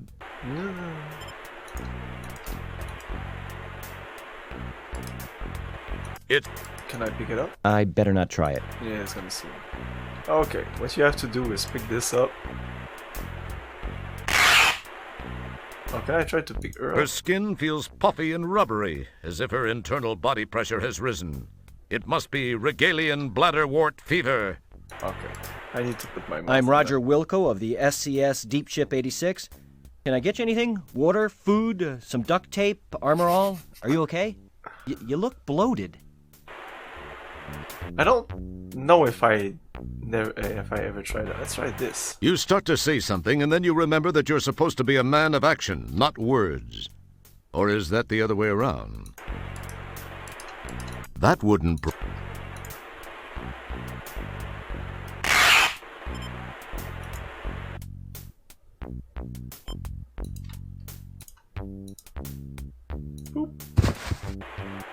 Simple You as carefully that. lay the rug on the floor. Even though you were never known for your interior decorating talents, you feel very satisfied with the location you have chosen. Oh. I think you can. It looks like a plug receptor. Yeah, it's kind of important. Let's do this. Oh, and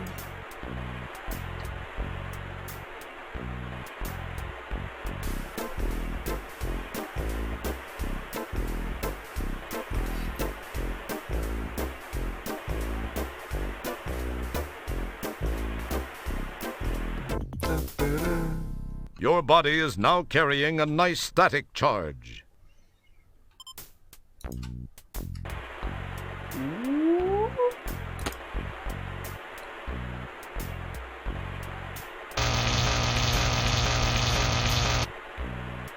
Wow, the static energy you built up discharged, frying Lard Boy's circuitry. Did you actually think of that, or was it just luck? a little both. Okay, let's pick up this. You now possess the Mahdi. Pick up this. The burlesque Mahdi.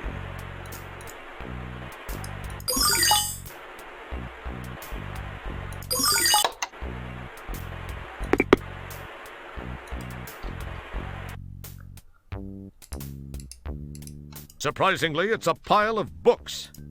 The desk looked... It wouldn't be... Don't touch that. Oh, you can pick Your some search of them. through the CDs reveals a bunch of typically boring multimedia magazines. A multimedia phone book. Too bad there aren't any phones around here. The Outpost Project Survival Guide. Successful People Managing Techniques by Carm Trebus. You keep clicking on the same place. MF-DOS for idiots, morons, and phoebes. Touring Xenon on 5 buckazoids a day. Discovering your inner maggot. How to become assigned to being a corporate creative genius without really trying. This might be worth checking out. It's a copy of Popular Tektronics.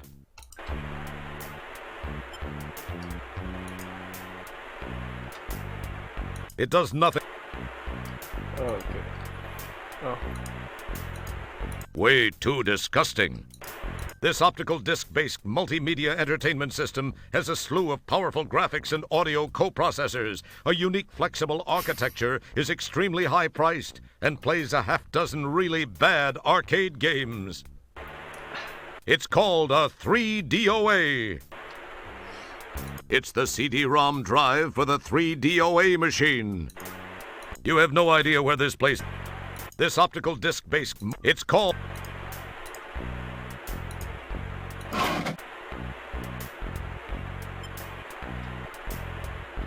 From data coder to O-ring beacon, that's kind of important. You can't print.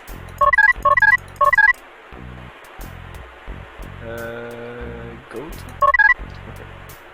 Yes, you can make a homing beacon from simple oscill gold. Chief among the device can use this data coder, which with a few adjustments sends out a powerful signal to potential rescuers who could be light years away. First, open your data coder. Inside you find the chip's ERC signal. You'll soon be on the recover. Any mistakes may result, but we'll describe the details of the next issue, which is here. But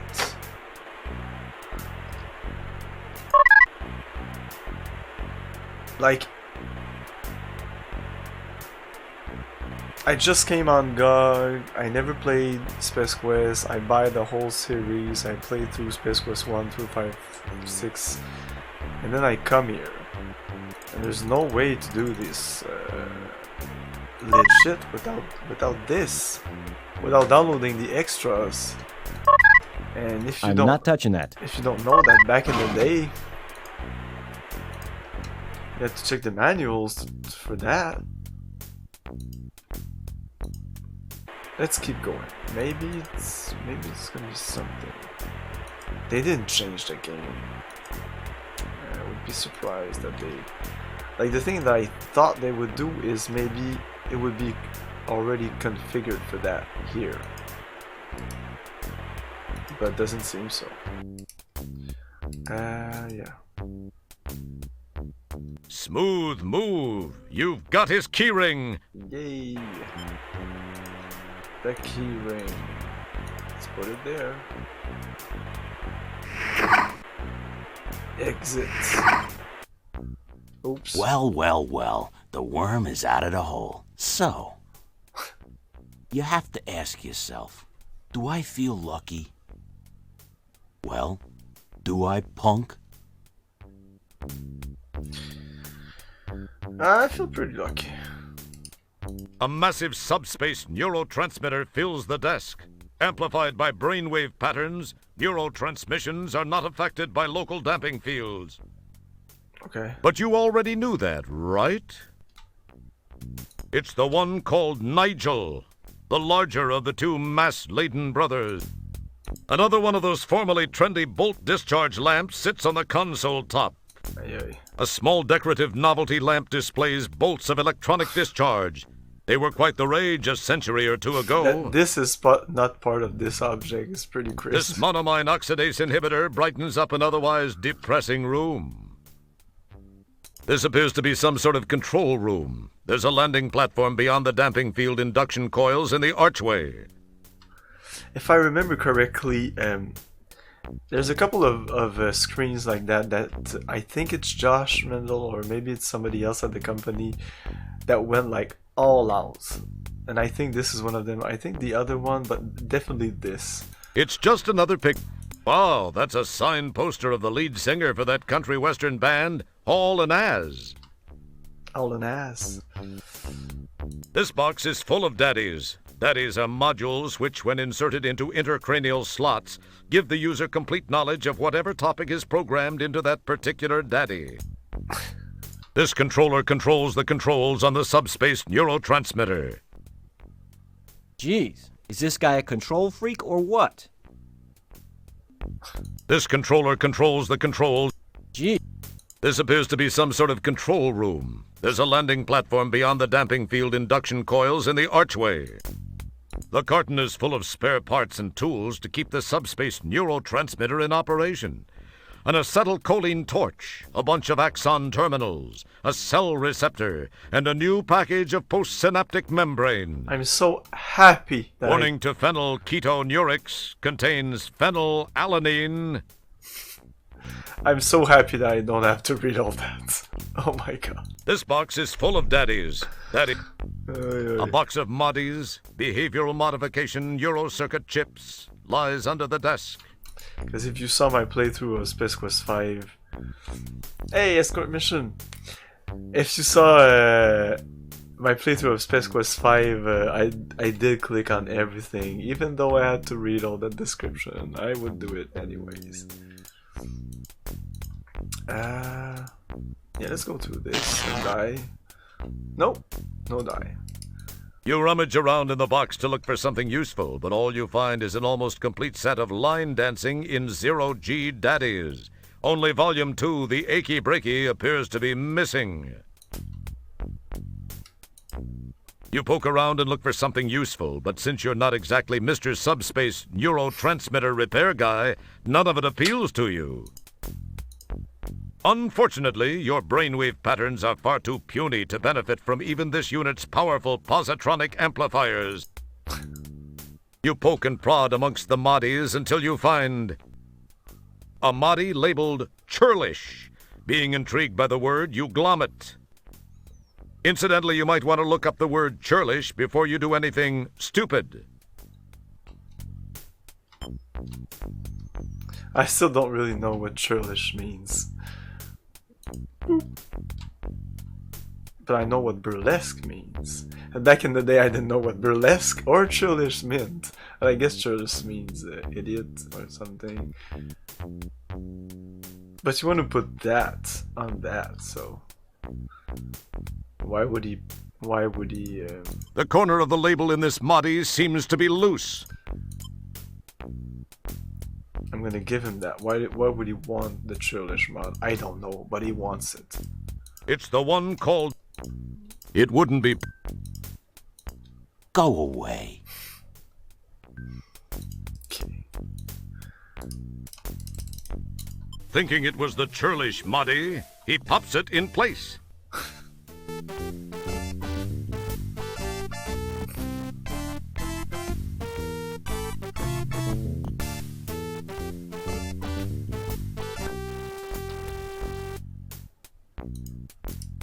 It has a couple of things attached to it.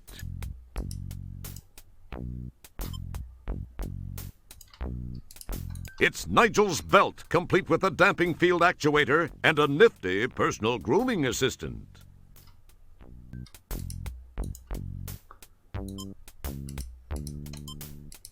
It's the belt. It's the damping field actuator. Yuck! It's the hair you pulled from Nigel's personal grooming assistant.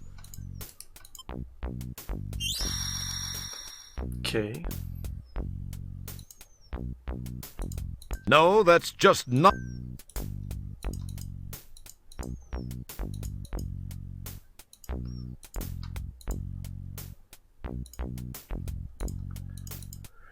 So this is where you have to do the thing with that thing. So now you have to go into the manual and solve that beacon puzzle. This appears to be a damping field controller unit. At least it looks like most of the other damping field controller units you've ever seen, and you've seen quite a few. Boy, this terrace is a nice change from the stink-laden confines of that apartment.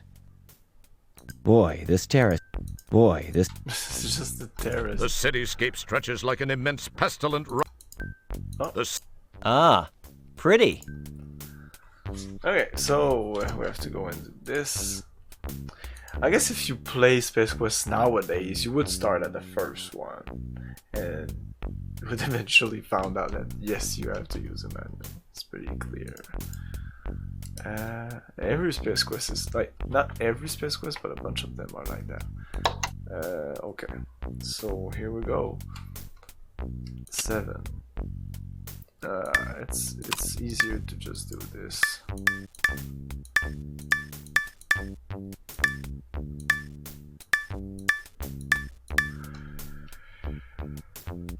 Yes, 7 Dentium with B. What?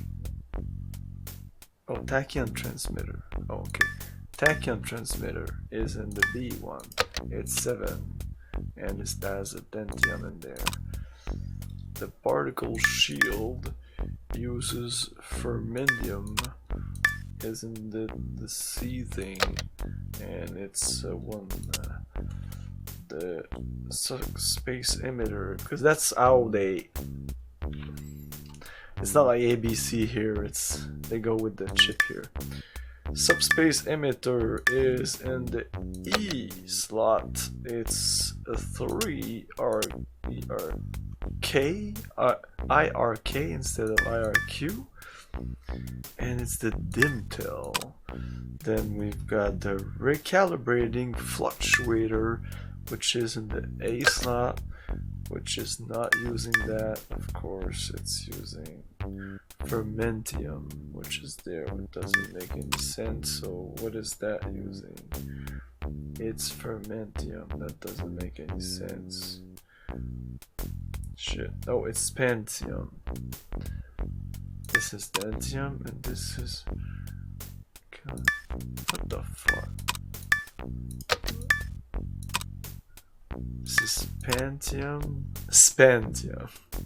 and it's 9, and we've got this there, and it's the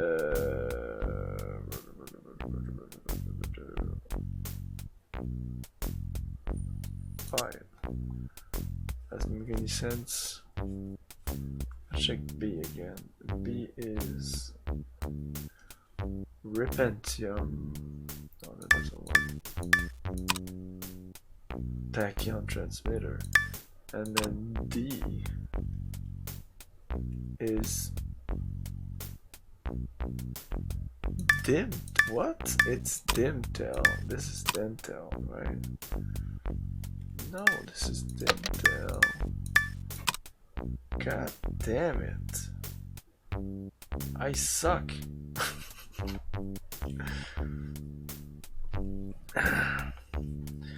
E is Dimtel. D is Repentium. God damn. So what the fuck is B? It's Dentium. I think we got it. Okay, let's just save, because I think this will just end the scene. Rescue.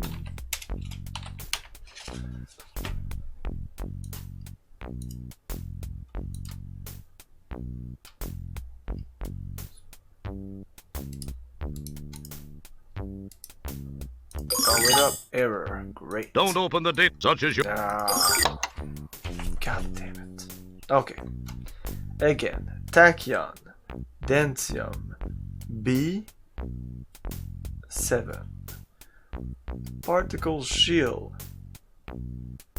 fermentium, yes, fermentium, C, and 1, subspace emitter. It's 3, it's dimtel, and it's in the E space.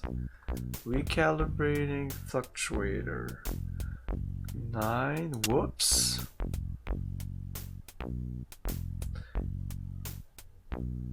A?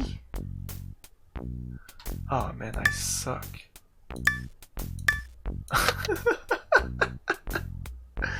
What the fuck? We can read A, and then 9. Feedback cutter offer. The feedback cutter offer is using Repentium. 5. That makes sense. So the recapitulating is Spentium. Okay, I think we got it now. Yes, roaming beacon.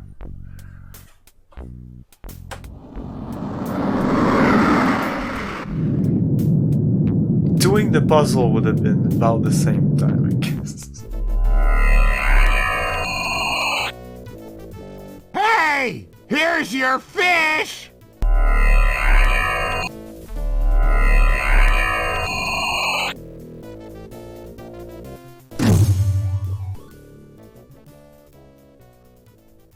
Stellar, you picked up my homing signal. I can't believe I actually made it work. Now no one can say I spent a little bit too much free time in the bathroom with Popular Tektronix. Popular Tektronix? Who are you trying to kid? I know what you were reading in there. What was that voice, Roger? I thought I heard something. Pay no attention, Stellar. It was probably just a mechanical flatulence from the ship. Anyway, we received a transmission from a nearby StarCon communications monitoring platform. They told us of some unusual signal originating from the area of polysorbate 60. We dialed it in, scanned the coordinates, and found you. So what are you doing in this sector, Stellar? I thought you were stationed on the SCS Heinz 57. I am. I had some leave accumulated and decided to take it. This is kind of embarrassing for me. I actually came to see you. I've been thinking about you a lot lately, and I was curious about what you'd been up to, so I decided to visit. And when I arrived here, I found you had just left for shore leave on polysorbate. I decided to follow you down and try and catch up with you.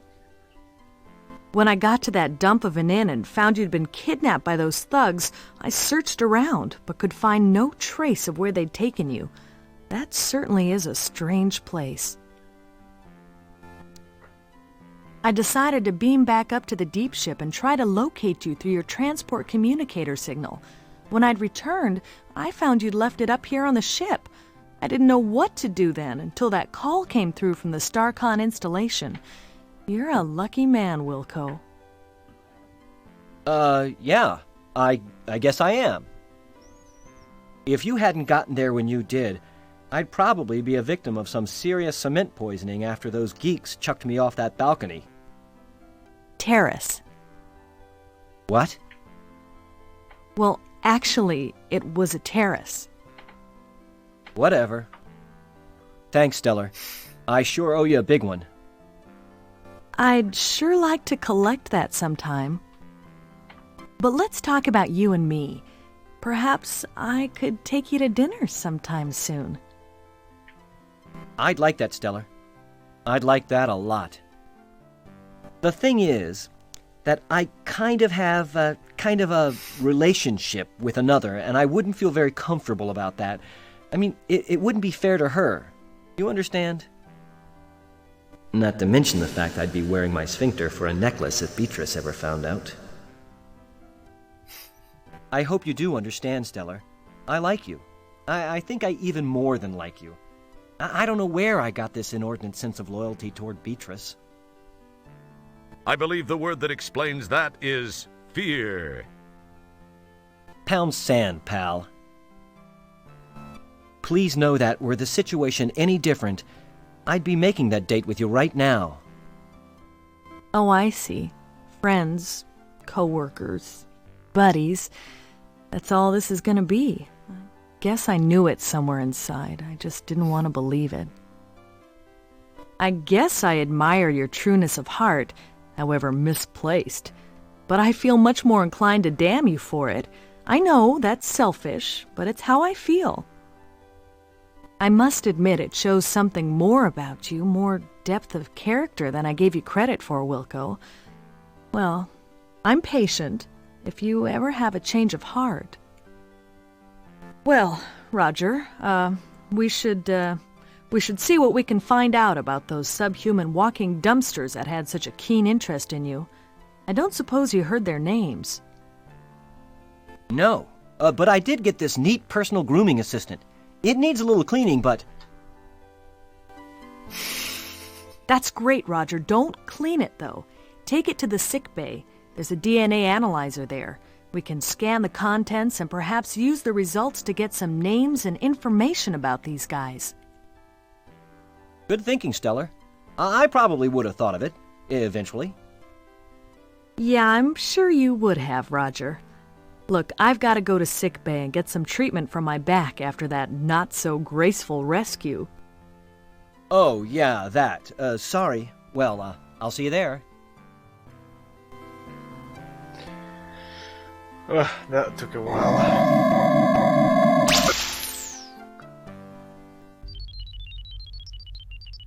Commander, I am receiving a message from StarCon. Computer on screen. Hello, Commander Kilbasa. I have a new directive for Deep Ship 86. This is actually a special request from me, Commander. As you may know, I served with Admiral Bluntfang during the Fallopian campaign. Admiral Bluntfang's widow is involved in building an off-world retirement community.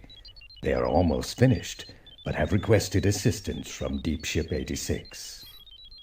Commander, please extend her every courtesy. You know, if things go well, this would not look too bad in your personnel file. I will let Sharpay, the Admiral's widow, explain further.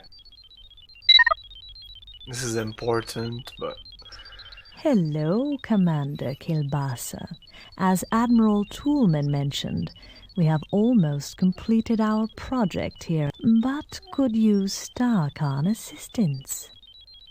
To be honest, Commander, I pulled a few strings, but this is an important mission, I assure you. Since you are scheduled to be present for the dedication of the Golden Light Year's Retirement Center anyway, I hoped you might alter your travel plans to accommodate an earlier arrival. From the information provided me by my old friend, the Admiral, you would be able to warp here within a few hours. I require some assistance from your ship, as well as one of your crew members. Allow me to explain. Okay, I didn't think she would go into... Meanwhile, back in sick bay...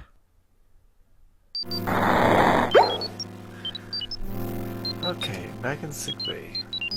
Back in sick bay, I just arrived here. Okay, now we are in the ship. Well, we can't exit this for now, I think. Right? No, we can. But we will not. This Look at is everything. the sick bay. All ill or injured crew members are brought here for treatment. It seems everyone in a red shirt ends up in here eventually, or at least what's left of them. The red shirt, that's a reference to Star Trek. This is a DNA sequencer. During a starship's travels, many different organisms and artifacts are discovered, and a DNA sequencer can come in quite handy in analyzing them. But mostly it just gets used to make sure the food replicators are working properly, and not brewing up anything that might hatch and grow inside you, for instance. Okay. It's a medibunk. This is where all ill or injured crew members are treated. It's also where they bring all the guys in the red shirts, or what's left of them, after they've suffered their inevitable calamities. Apparently the doctor is... I'll get out of your way. It's a medibunk. Jabba is an interesting-looking fellow. That is, if you think a melted purple marshmallow with an internal skeleton is interesting. He's the main research attendant here in the sick bay. Your words cause everything. Nobody wants to talk to me. Stella is getting treatment for her back injury. You should be ashamed of yourself for jumping on her like that, you baby. It wouldn't be prudent. Your words are... It's a case of something you don't care about. It's a medibunk. This is the sick bay. All ill... It's a scale. No, you... This is one of the control panels for the biofeed scanner above the medibunk. Skilled personnel know how to properly operate this, which means you should leave it alone. No. That's delightful.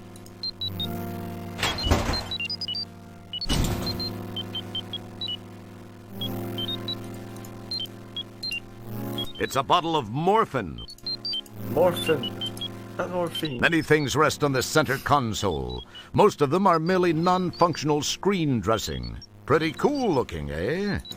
Many things rest. It's the keyboard for the DNA sequence. It's the keyboard for the DNA sequencer. It's the keyboard. It's the DNA. Many things rest on. So you have to check this out. I'm sorry, Mr. Wilco. The sequencer is for use by trained personnel only. Obviously, you don't fit that description. I'm afraid I can't allow you to use it. Come on, Jebba, be a pal. Who'll know? I'm sorry, Mr. Wilco. It's a StarCon regulation. Really? I thought I could. I'm sorry. I'm... Jebba is an interest... Don't... Jeez, Jebba. Who's gonna know? Let me try this one thing. I'll be out of your way. No one will find out. I don't know, Mr. Wilco. I'm not one to break regulations. I really don't think it's a good idea. I swear, it'll only take a minute. We're out in the middle of nowhere. No one will find out. And I'll tell you what, anytime you want it, one free plunge job, day or night. What do you say? Well, I don't know. It'll only take a minute or two, really. Come on, Jebba, be a pal. Well, okay, but just this once. If anyone finds out I'm sunk, then I'll come looking for you to take it out on.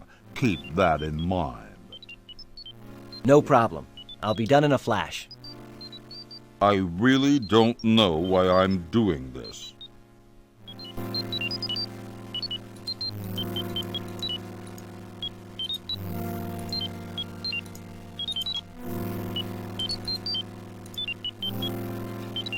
If that other guy passes here, he's like super low res. Let's put it there. Scan. I don't know why it moves. Blend, clone, sequence, print.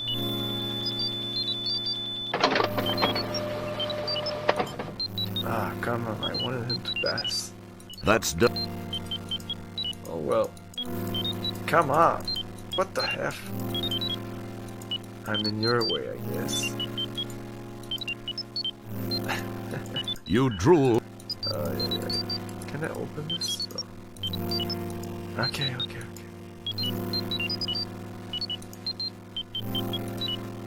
I think I can show this to her, no?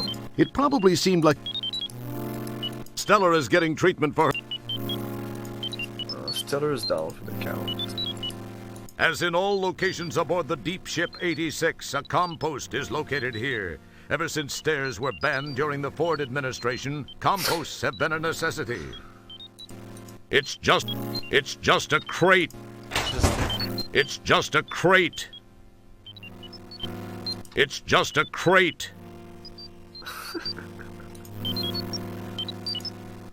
Neat.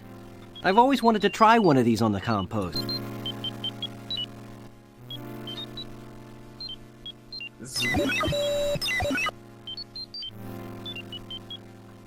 This is a data pattern of Nigel Rancid. File closed. Oh, hi, Stellar. I hope your back's feeling better. They just finished treating me, and it is starting to feel better. However, I was told to lay off rescuing people for a while, especially you. So, did you have any luck? I got some information from the sample I ran through the DNA sequencer. When I tried it, all I got was a name. All it said after that was that the file is closed. I wonder why that is. I don't know for sure, Roger, but it seems a bit suspicious. When a file is marked like that, there's usually a very good reason. Most frequently, it indicates the file is closed for intelligence purposes, or it's legally sealed by some judicial body. In the case of those tubs of guts that grabbed you, I'd have to say it's not a government agency directly behind it. It sounds more like someone with access from the outside to a friend or two inside. A more paranoid person might say this smells way wrong. Then again, when did you last change your socks? If the files are sealed, then we have nothing to go on. True. The only thing I can think of is that they may be accessible by jacking into cyberspace. I've never done it, but I know it can be done. So I guess this means you won't be trying it first. I'd love to try it, but I can't since we don't know how. Well, actually, I read it can be done with the help of a cyberjack and headset and a cyberspace jack interface module. The article said there are several things to access out there and that there's a vast library of files to browse. It said that the Information Superhighway project is a little behind schedule, but that there are some operative areas. Other than that, I don't have a clue as to how we can gain any information about them. So you think this cyberspace thing could work? Well, I can only tell you what I've read. Navigating it takes a little patience, but I think it's the only option you have. I don't know if you'll locate a cyberjack and headset. Because of the delays in the project, they've become more like collector's items than marketable, functionable products. We do have cyberjack modules built into the compost. That's true. Of course, we won't know anyway without the jack. That bites. I wonder where we could find one of those. I wish I knew, Roger. There must be some place.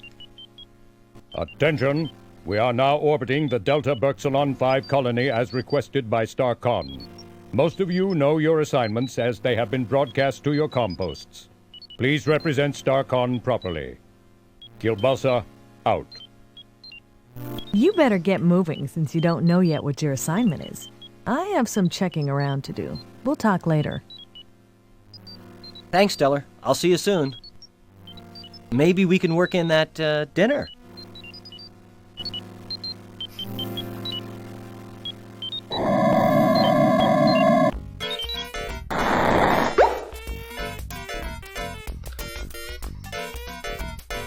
This is my room.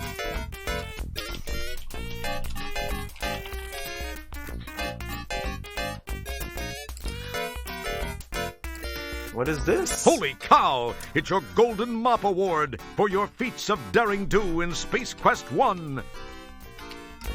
It's a 4-socket recursive current subspace grounded socket, devoid of any cords, plugs, or pins. You saw this detailed die-cast model of an early StarCon Solar Scout in Milky Way today, StarCon's in-flight magazine. It seemed like a great investment at the time. You glance in the mirror. For a moment, you can almost see a silk-clad brunette overacting in a stone tower. Oh, that's a reference to King Quest 6, I think. This poor dresser hasn't worked right since they halted on... Wait! Were you looking at yourself or at the bureau? Well, same message either way. This poor dresser hasn't worked right since... Wait! Well... your old Xenon Army knife from Space Quest 1, in which you destroyed the powerful star generator which had fallen into the hands of the evil kleptomaniac Sarians.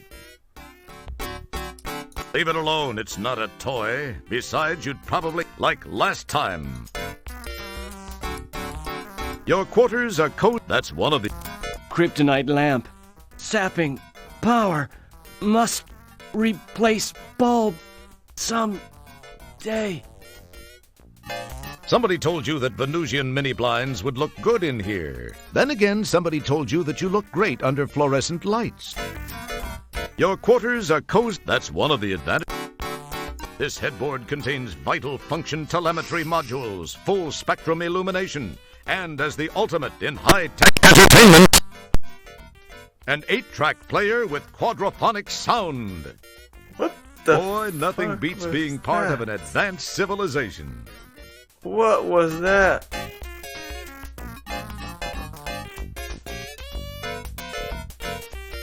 Why do all these starships come with do it shimmery sheets? What's so futuristic and wonderful about shimmery sheets?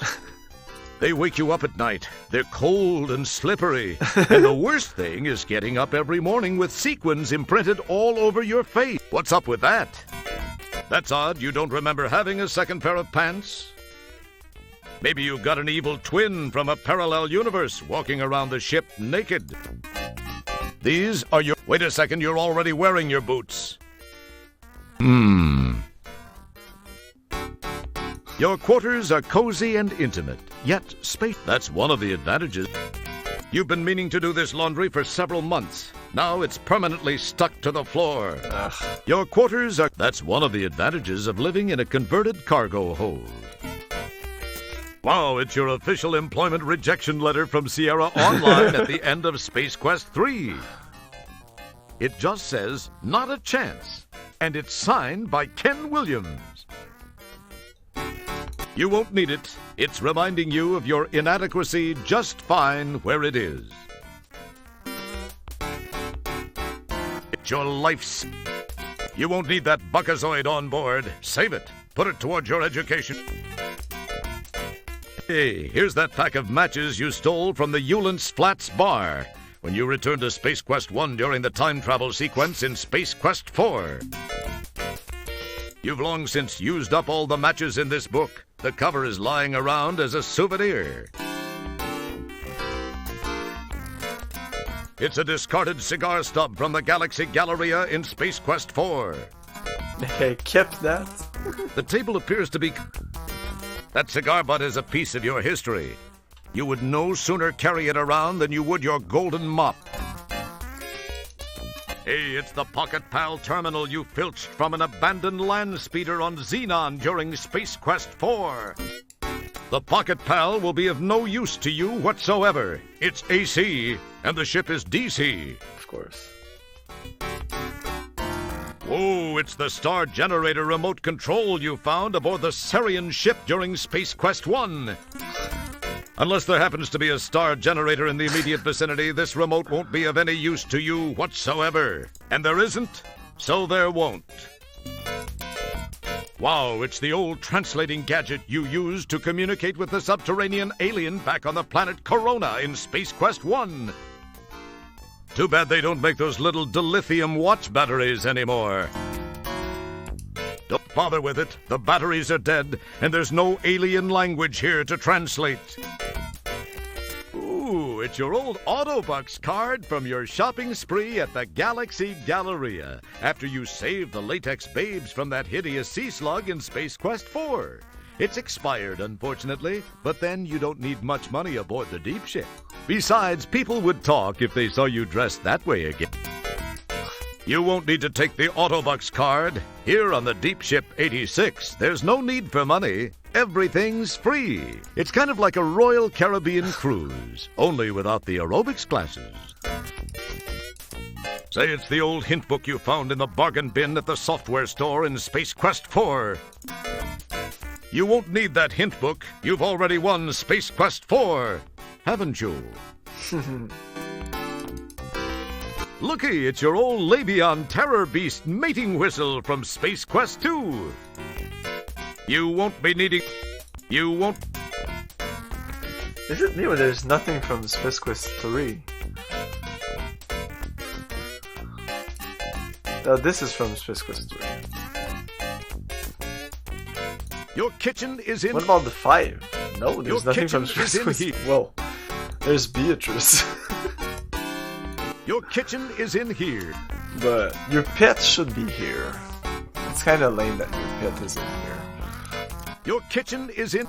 Your quarters are... That's one of the... Your quarters are cozy and... That's one of the advantages. It's your food Technically, it's not a replicator at all. It's a wormhole into the restaurant dimension. Oh. It's your technic...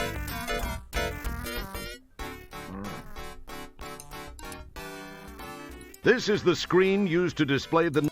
Your food replicator is a nightmare of pooled sticky stuff, dried on gunk, dents, dings, and roach droppings. In fact, the computer's self-survival circuitry cut in days ago and turned off service to your room. No. Ah, yes, you remember this hole. You got ticked off because the Syrian goat cheese and the grilled orat salad tasted fakey, so you shot the replicator with a phaser welder. That was back in your salad days. Your food replicator... Your food... Don't try to get anything out of this machine. You'll only succeed in getting your fingers stuck to the replicator. Again. Again.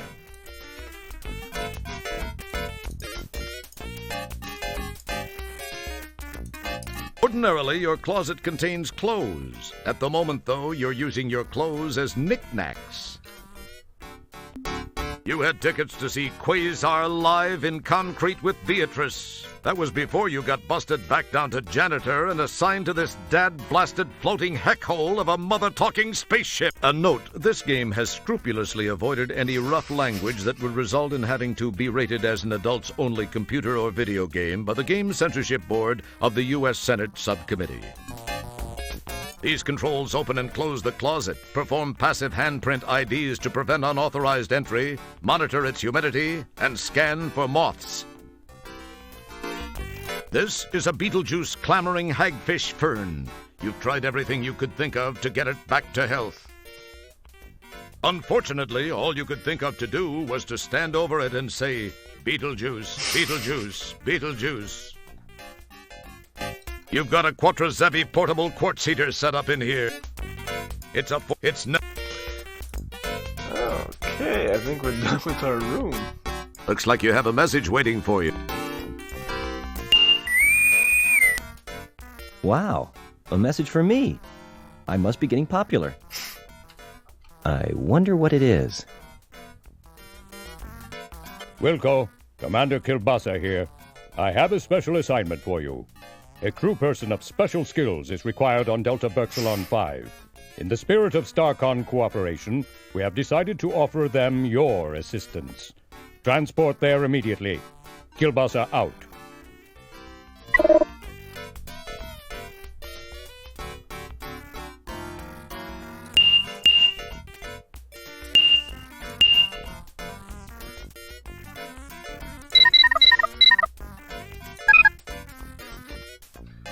So we could explore the ship, but we'll do that later. We have explored the Rogers quarters, sick bay, bridge, brig. We will 8 rear. Yeah, we'll do that later. Let's explore the transporter. There's also communications or message database. You can check the entity database. There's nothing in there. You get things. Non-race. You have all like a bunch of races. It's kind of a couple of funny stuff. I don't think I'll be going in there. Science database.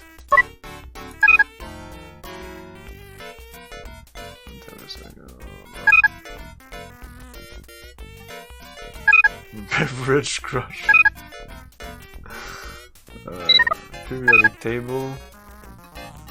I have the periodic table here. Is it important for something? Huh.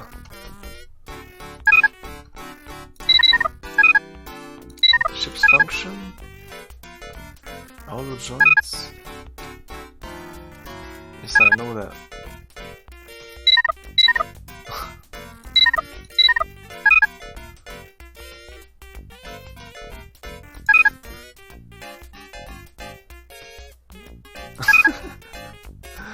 Okay. Yeah, food replicator.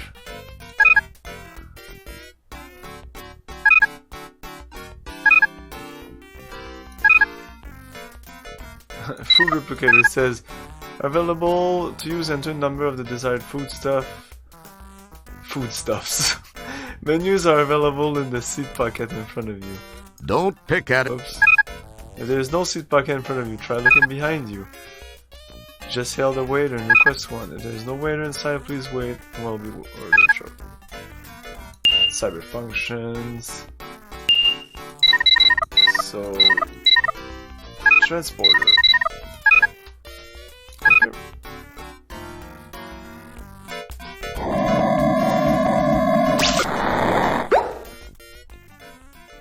Oh. We can't Okay, explore that I'm thing. ready. Energize.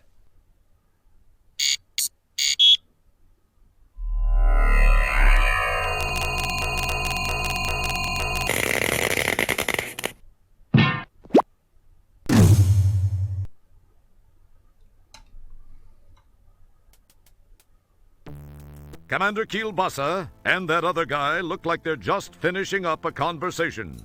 Janitor Wilco, Dr. Bellows and I were just talking about you. Please report to Sharpay's quarters, Janitor Wilco. She is in need of someone with your special skill set. Be quick about it. Yes, sir.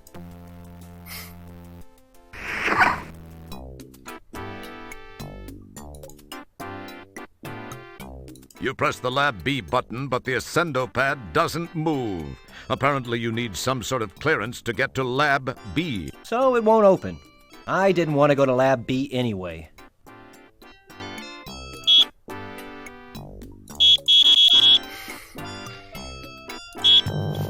Oh, you can go to the dog buffet. And the door won't open. You can only go to the crew quarters.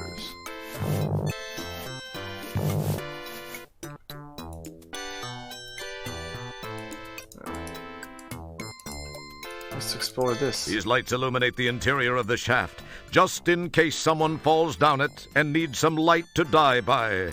The wall panels of the Ascendo pad are formed from a core of fiber steel between dual layers of expanded polycarbamide sheathing that's guaranteed not to rust, chip, peel, or need repainting for at least 12 millennia. This is probably more than you wanted to know. Yeah, but this game is all about that. This display shows you the Ascendo. You look at it.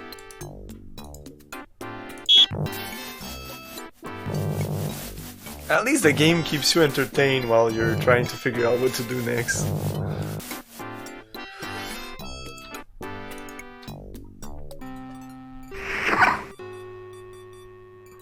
Janitor second class, Roger Wilco, reporting as ordered, ma'am.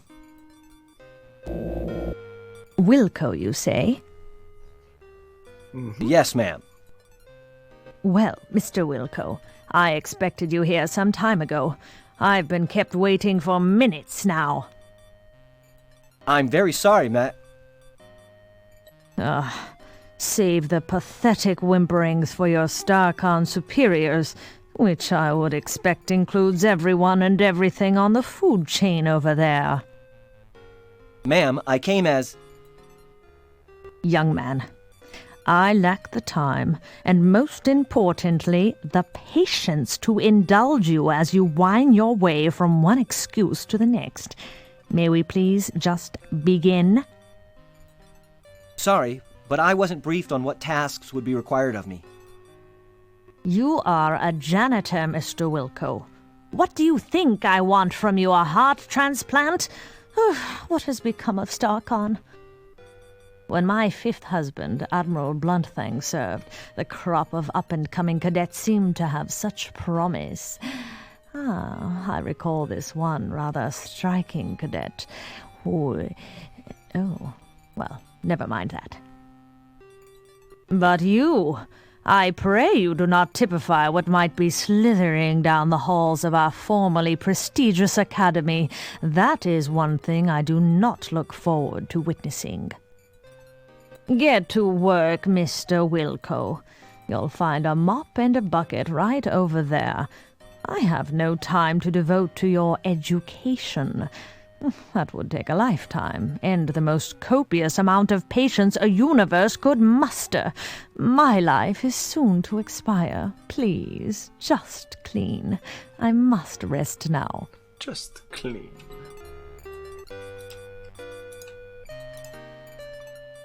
Yeah, we'll look at stuff A first. vent for careful climatic control takes up a significant... This is the personal medical suite of the legendary Sharpay. She spends her advancing days here at the ever-expanding retirement complex on Delta Berksalon 5. So she's the guy that we saw in the screen that talked to Kilbasa, and she's also the one... Well, we can't see her at the beginning, but it's clearly her. Oh, sorry. But her face is blacked out, but her voice is the same. It's some kind of red medic... Ah, a bucket. One of the... That's a joke can. The old-timers use it to fake the new interns into thinking they have sucking chest wounds. It's a real hoot. It's a cabinet containing old Sharpay's drugs. Things are stored in there, probably. It's incredibly common. A sink uncharacteristically clutters up the restroom. That wouldn't prove fulfilling. What? And the game crashed. Wow. And that's why you save your game. Oh, I did not expect that. Sorry.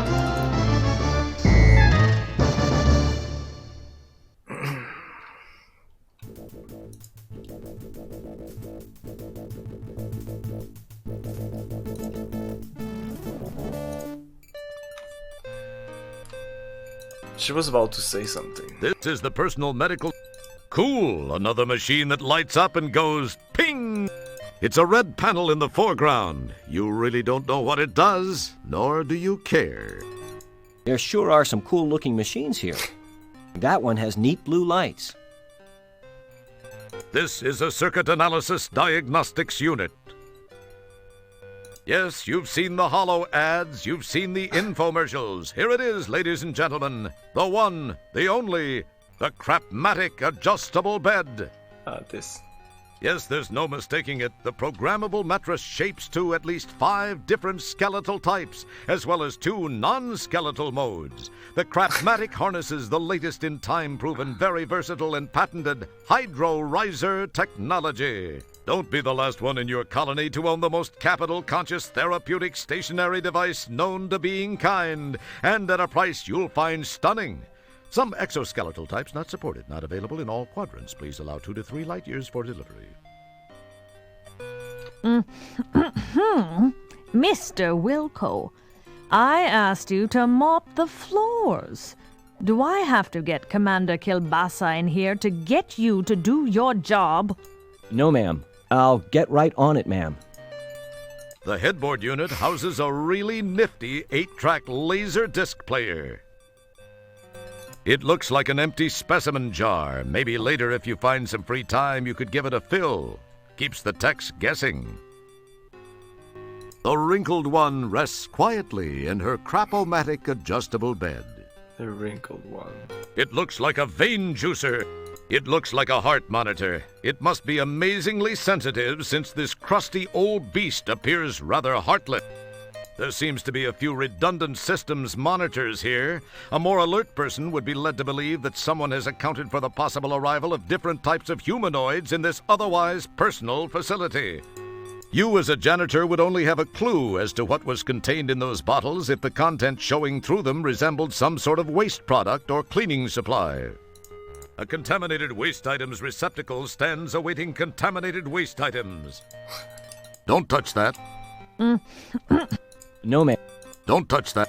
Don't. That. You don't. People. It feels. Don't even try it, Wilco. Hello, ma'am. Just do your duties. This would appear to be the bathroom door. Perhaps not everything should be shared. That's delightful. A porcelainite throne serves as the centerpiece of the bathroom. Through the passage of time, some personal habits haven't changed with humanoids of Earth heritage. Although no one knows the true origin, people have been hanging rolls of flimsy paper called Aswipe next to their extruded item disposal unit. Since no one is certain of its actual use, it is a mere cultural decoration in most circles. Nice. Seems like a few sequels since we've been in any bathrooms. I know what you've been thinking. You're probably thinking, have they waited 4 sequels to do bathroom humor? Or has it been just 3? Well, to tell you the truth, in all the sequel-generating excitement, we've kind of lost track ourselves. So you've got to ask yourself just one question. Are they hard up enough to resort to that level of humor at this point in the game? Yes. Nah, not yet. That is, we like to think we've slithered up a fair number of floors from the basement level of the comedic food chain. Either that or it's one of those relative things. Maybe it's because Al just continues to lower the basement. Anyway, what were we talking about? Al low. No, ma'am. Yes. A clean towel. Things are... You summon the... Okay. Like you... Pick that up. Do your thing.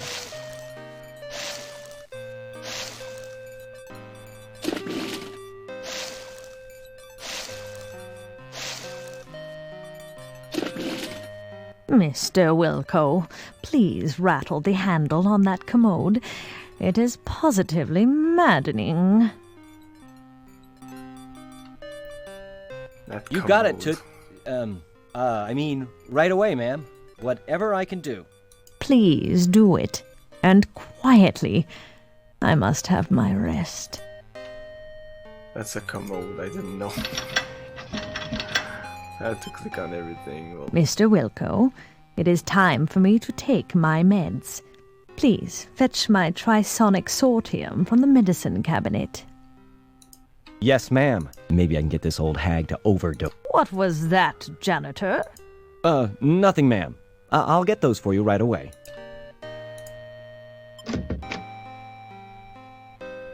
I can't find her medicine. I don't think she knows what she's talking about. Hey, what the... While we await a fully formed thought from Roger, it should be mentioned that there seems to be some sort of gas entering the room through the left vent. Hey, there seems to be some sort of gas entering the room through the left vent. I seem to be in a world of deep... Ah, jeez, the door! Rats, it won't budge. I've got to get out of here somehow. No windows, and the walls are solid bulkhead. And I'm too big to flush myself out of here. This is the only way. What would MacGyver do now? what would MacGyver?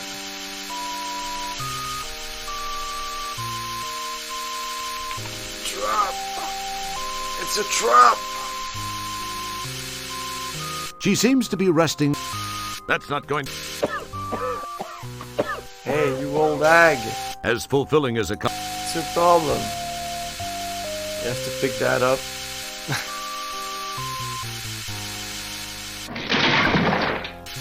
You give the piston a yank, and sure enough, it comes loose in your hands.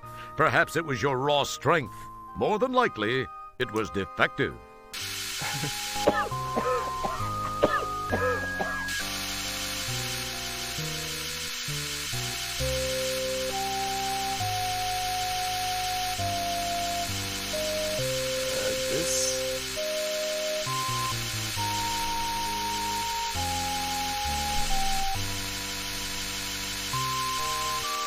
Good thinking! Wedged in the door, the manual override control causes the piston to strain against the door.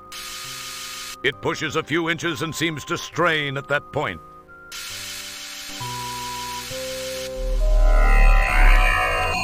Wilco! Oh, hi, Stellar. What are you doing here? There's no time to talk, Roger. We've got to get out of here now. 1, 2... 3.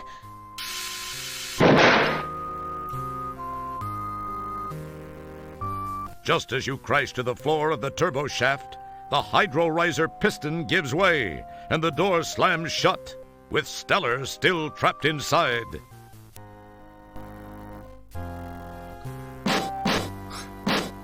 You claw and pull at the seams of the bulkhead door, but to no avail. Just then, you hear and feel an explosion, which seems to have come from behind the door.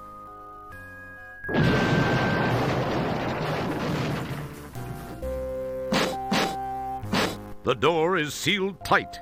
You can hear no other noise after the ear ringing from the blast subsides. My God, I can't believe this. It can't be happening. She was... I was... Stellar!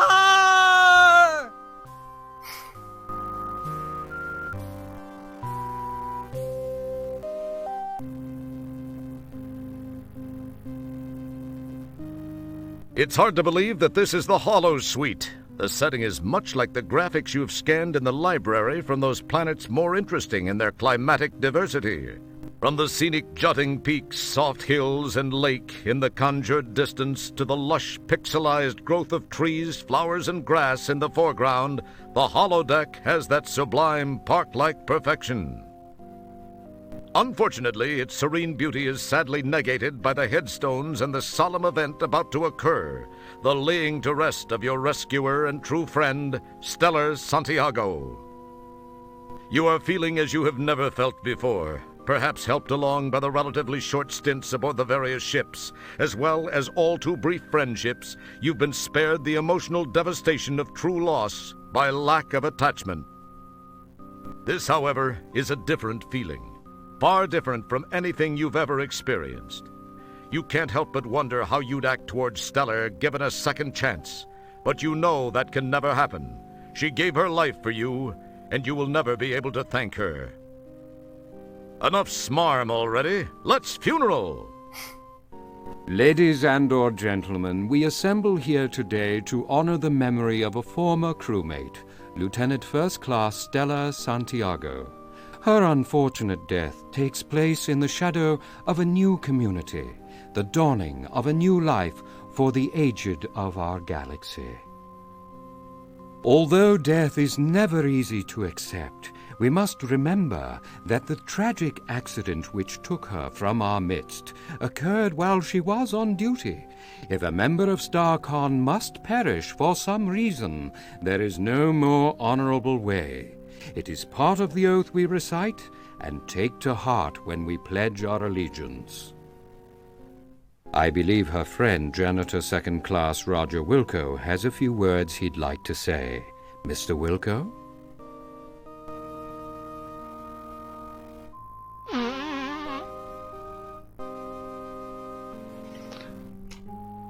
Oh, we can look at stuff here? Oh.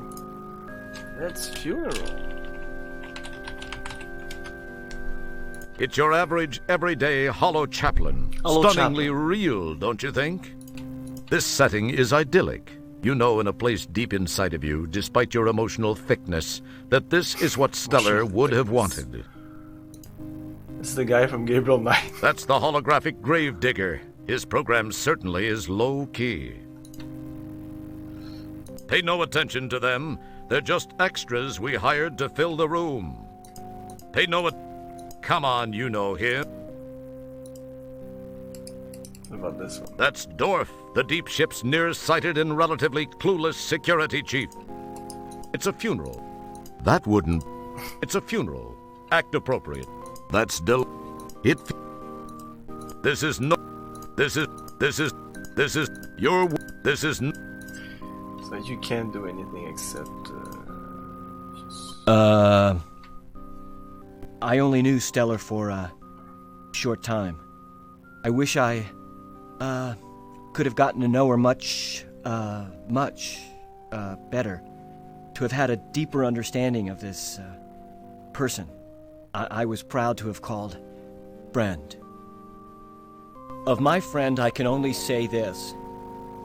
Of all the souls I have encountered in my cleaning, hers were the most scuff-resistant.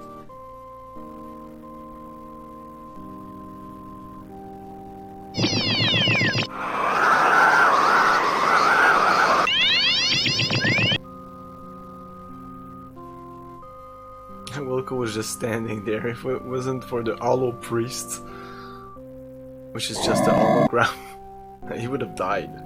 Is he just a hologram? No, he's not a hologram. The hologram was the Gabriel Knight guy. I can't remember his name.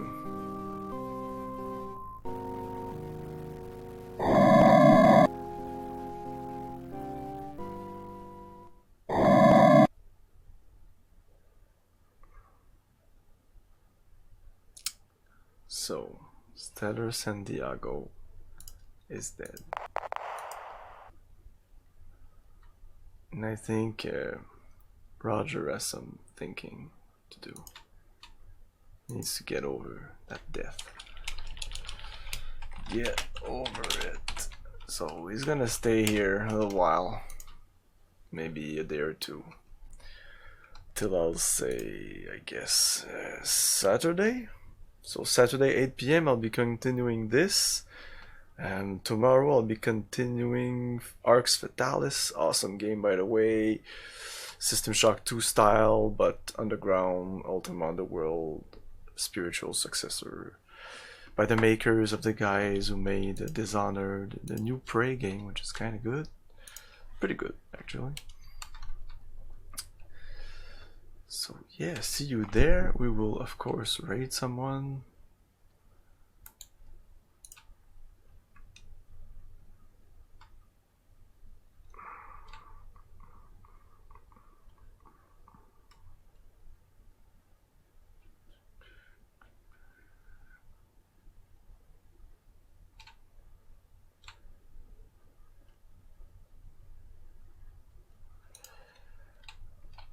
Yeah, we'll raid the streamer that I really enjoy watching, but lately she's just playing some World of Warcraft. So I'm gonna raid her and maybe she'll be like, oh, I'm gonna play some retro games.